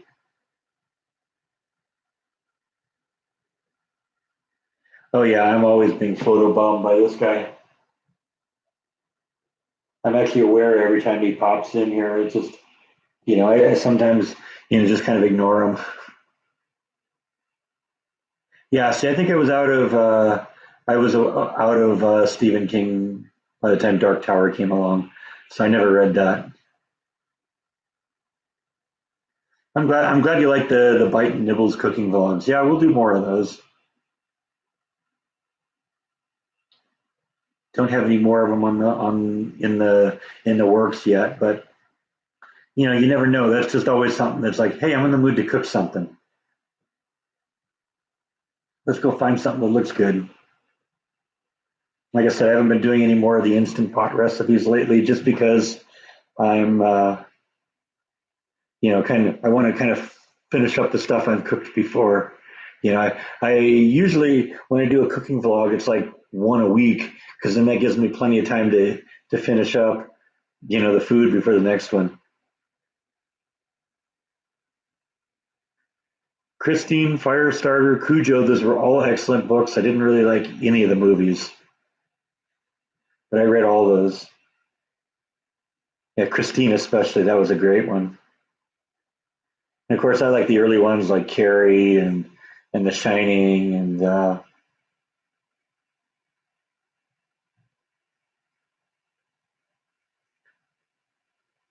yeah. I want to see the new Rambo movie. I haven't seen that one yet. I think it's out on optical media now. It's not in the theaters anymore.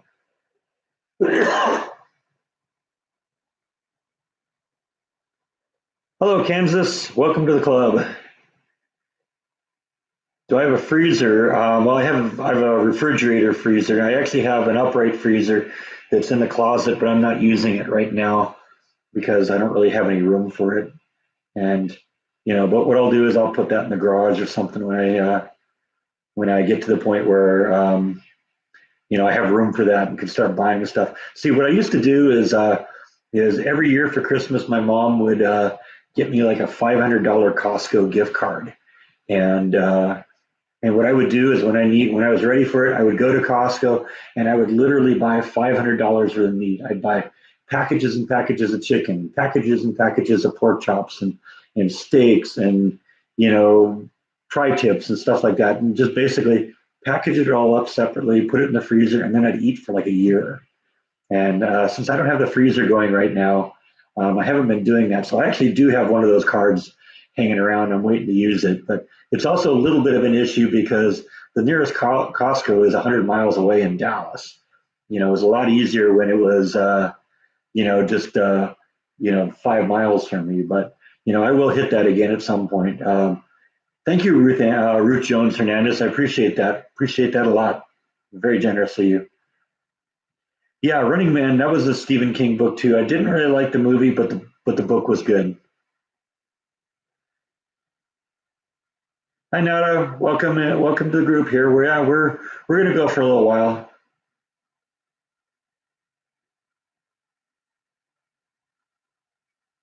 I have seen Once Upon a Time in Hollywood now. Jordan has been raving about it for a long time, and another friend of mine had been talking about how much he loved that movie, and so I meant to get it. And when Jordan was here, he says, "You know what? I'm going to buy you a copy of it." So we watched it. And yeah, I like it a lot. It's a great movie. I got to watch it a few more times. My other friend who's into it, he says right now it's probably his favorite Tarantino movie. I'm still kind of a Jackie Brown kind of person. I like Pulp Fiction and the Kill Bill series and Reservoir Dogs and stuff like that. Death Proof. But yeah, I'll definitely watch it a few more times. I was surprised when we got to the end of it and I found out it was almost 3 hours long. It didn't seem like that.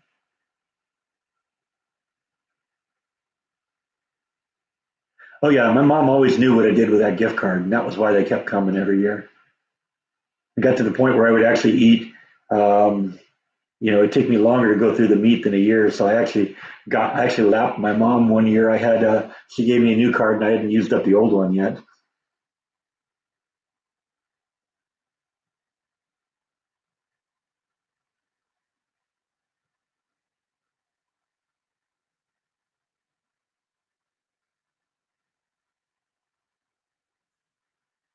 Yeah, I wasn't really into Running Man, the movie. I think the book was okay. Dolores Claiborne, I think that was after I stopped reading him.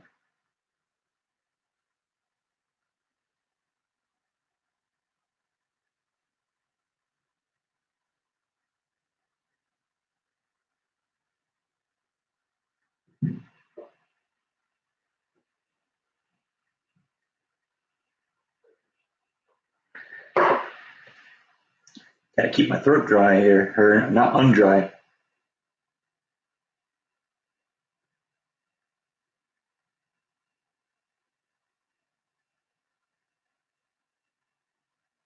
No, Once Upon a Time in Hollywood is a movie you gotta stay with to the end.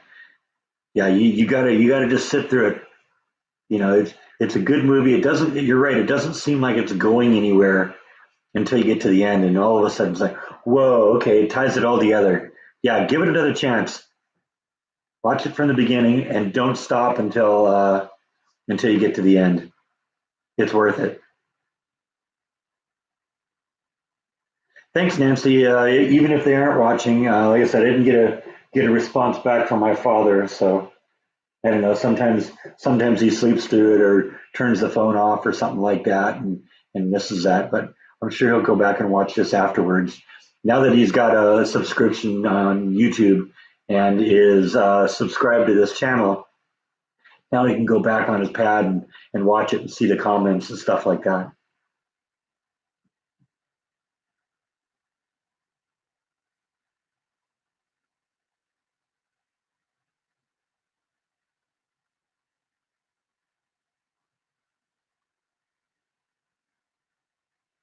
Yeah, stick with it, Joey. It's a good movie.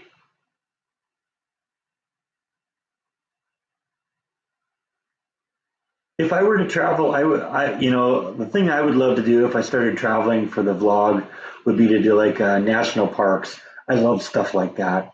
One of the things my parents did when my sister and I were kids was that we would go on family vacations every year and we would visit national parks. So I've been to a lot of the national parks, Mount Rainier and the Grand Canyon and Crater Lake and Yosemite and uh, a bunch of the others, all sorts of great things. And I kind of wish I knew more about the areas that I went at the time I went because now that I know a little bit about them, like, you know,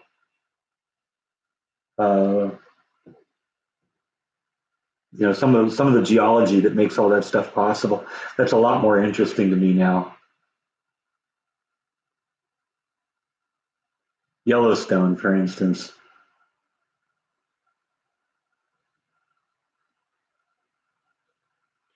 I'm glad you liked the muffins. They were good. Have I ever been on a farm? Yeah, I've never worked on a farm, but yeah, I've been on one.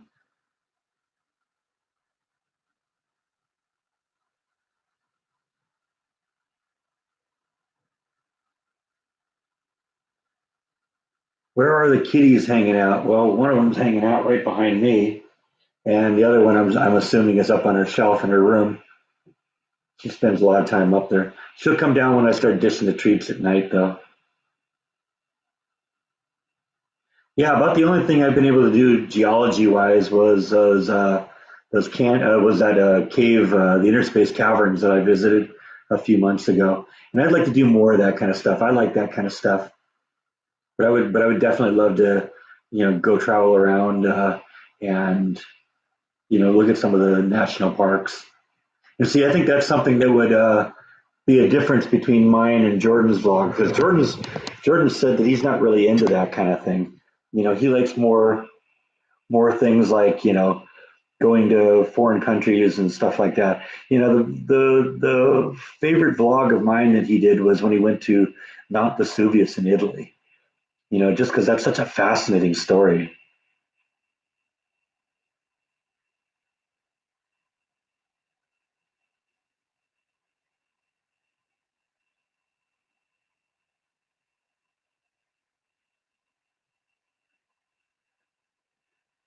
Do I miss the coast being inland? No, not really.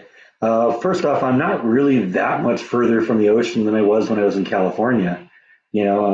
It's a little bit more distance, but I was 40 or 50 miles to get to the ocean. Maybe it's 150 miles to get to the Gulf of Mexico now.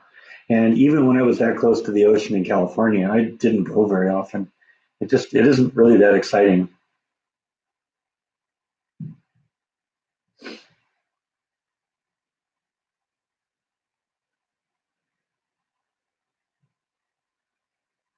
Yeah, there'd be a number of earthquake faults I'd like to view. I'd actually sometime when I'm in California, I'd like to just go visit and spend a little time right on the San Andreas Fault because there's so many places there where you can get right there into the fault.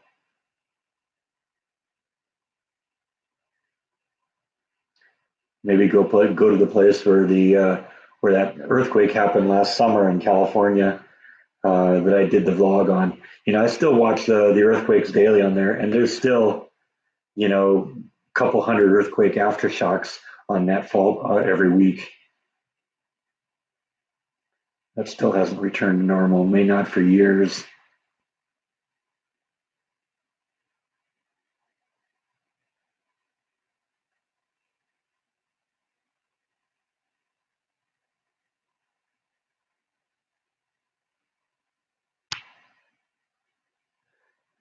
All right, you want more kitty treats? Huh?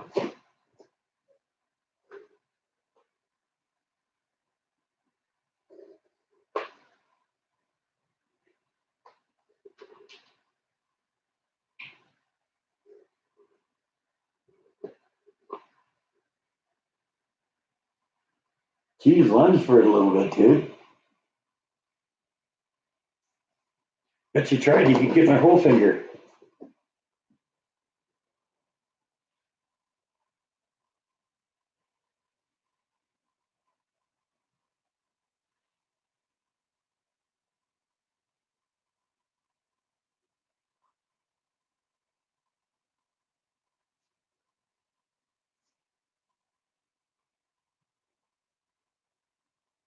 Actually, the stuff that I did, the problems I found early on, either haven't been fixed or I fixed them myself. It was just gets to a point where it's easier just to do it myself. And if it's a $5 fix, why waste a whole bunch of time, waiting for a month to get the maintenance people to come in here and then have them do it wrong anyway. Yeah, that was one of the reasons that was another one of the reasons I left California for Texas. No earthquakes here.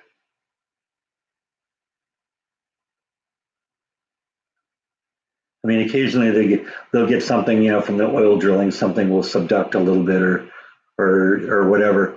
But the one for one thing, they're on the other end of the state, and for the other thing, they're like twos on the Richter scale. I don't care about twos. I don't like fours and fives and sixes. Those things scare me.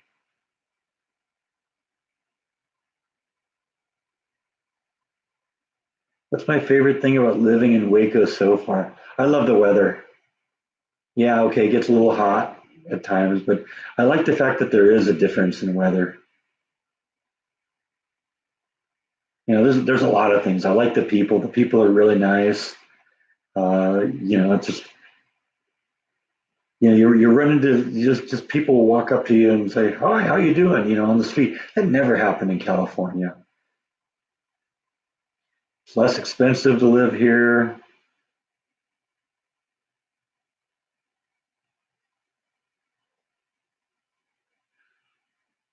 Yeah, I've been in a 7.0 earthquake too. I remember several of the big earthquakes in my lifetime. I remember Northridge in '94. I remember Sylmar, which I think was like in '86 or '87. No, it was Whittier Narrows. It was in '86 or '87. Sylmar was in the '70s.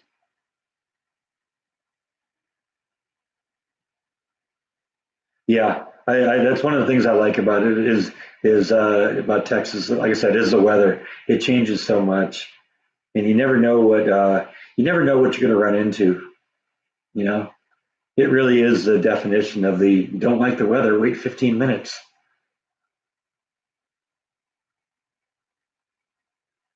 Never been on a cruise, so wouldn't be able to answer that question. Yeah, Whittier Narrows was scary. I remember that. I was at work when that one happened. I was in the clean room at DMI, and we felt everything start shaking. And my boss was in there, and he panicked first, and and he started running out of the clean room. It's like, okay, I'm going to follow him. And as I was walking through one of the other rooms, we had like a probably an 8 foot or about a 6 foot tall control rack that probably weighed 500 pounds, and the thing was jumping off the ground with the earthquake. It's like, okay, yeah, I agree. I'm out of here. Yeah, Silmar was early '70s. I was really young through that at that one, but that one was no fun.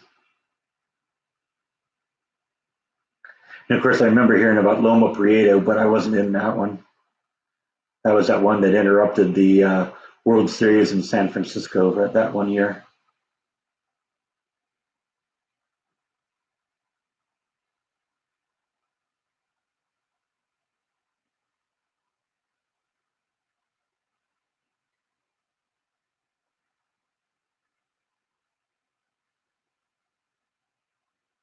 I'm fascinated by earthquakes. I just don't like to experience them.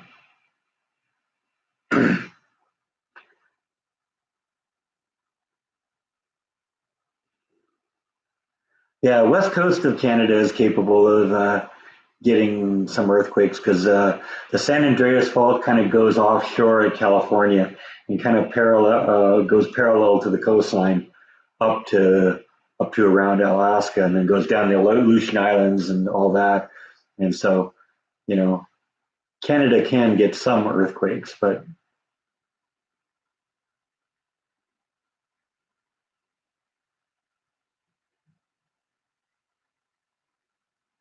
and Joe, you said I was in the quake of '91. That reminds me of an old Robin Williams joke. I think he said, "Yeah, I remember the old quake of whatever the year was." He's playing an old man at this point in the future, and he says, "I remember the great quake of whatever the year was when all the people of California surfed to Denver."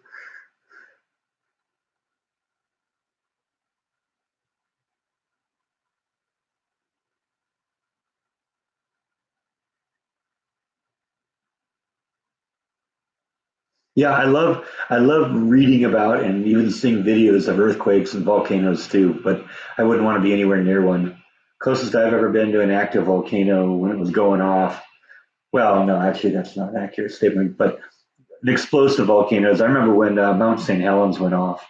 I was 1,000 miles away from that. We still had ash pouring down on us. Now that isn't the closest I've ever been to an active volcano. I've actually walked out onto the lava on the Big Island of Hawaii, but that's a different thing. That's not an explosive volcano. That's just kind of the lava's just kind of oozing out of the ground.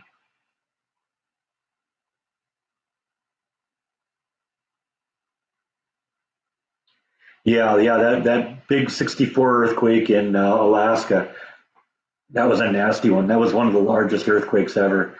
And that's because that's one of those subduction faults where you have one plate going underneath another. And the tsunamis are a real threat with that. I would bet you could grow chili peppers in Texas. I would bet it would be a very ideal place to do it.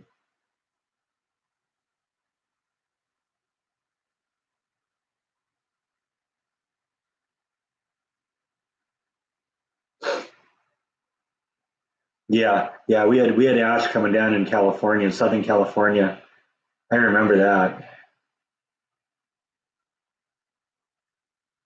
And it doesn't surprise me that it would happen in Houston too, because you're gonna once you get the ash way up into the air, it's gonna get picked up by the jet stream, and yeah, that's going everywhere then.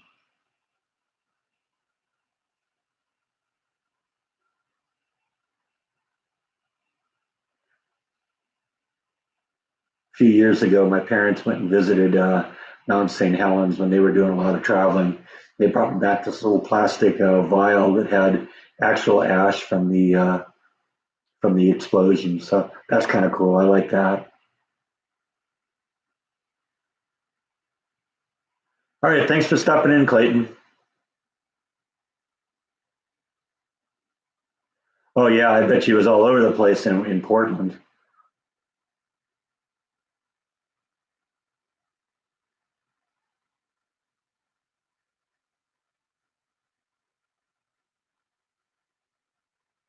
Have I ever been to the UK? No, no, I haven't. I visited when I was in college. I went to Madrid once, but that's really the only time I've ever been out of the States.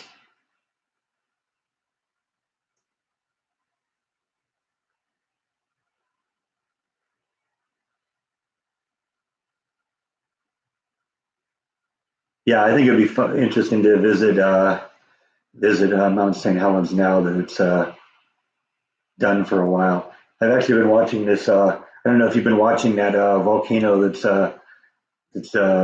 doing its thing in the Philippines right now. I've been watching that really closely because a friend of Jordan's lives like 100 miles from that volcano, and we've been kind of watching that lately.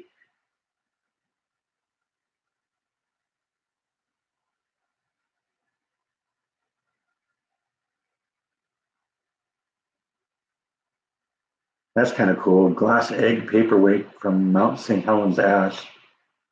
Yeah, Bite's right here, right now. He's being partially shy.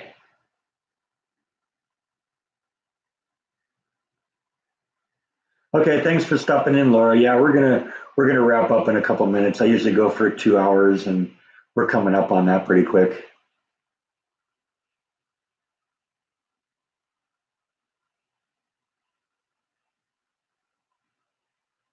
Yeah. Seattle was really close to Mount Rainier. Well, it still is. And if that one goes, that's going to be a bad day for Seattle.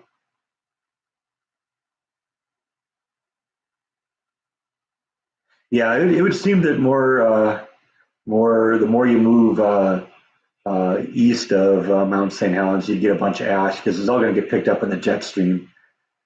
So it doesn't surprise me that you got it in Kentucky.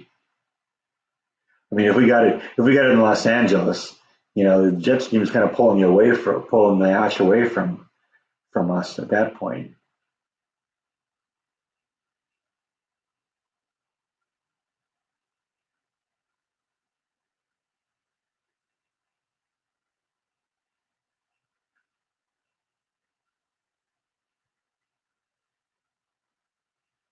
Do the cats ever get frisky? Only when the kitty treats come out. But in terms of frisky, no, they've both been fixed, so there's none of that.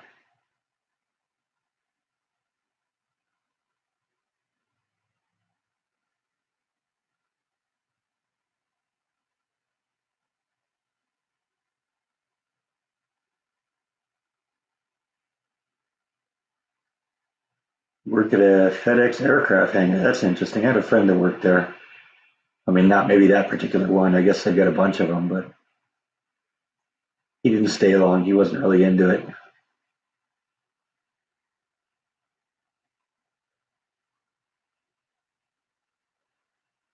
Thank you, Primal Project. I appreciate that. Looks like everyone's kind of wrapping up, and like I said, we've hit the 2 hour mark now, so I think I'll do that. My new video will be up in about a little bit more than 3 hours. So until then, thanks for watching. I'll see you next time. Good night, everyone.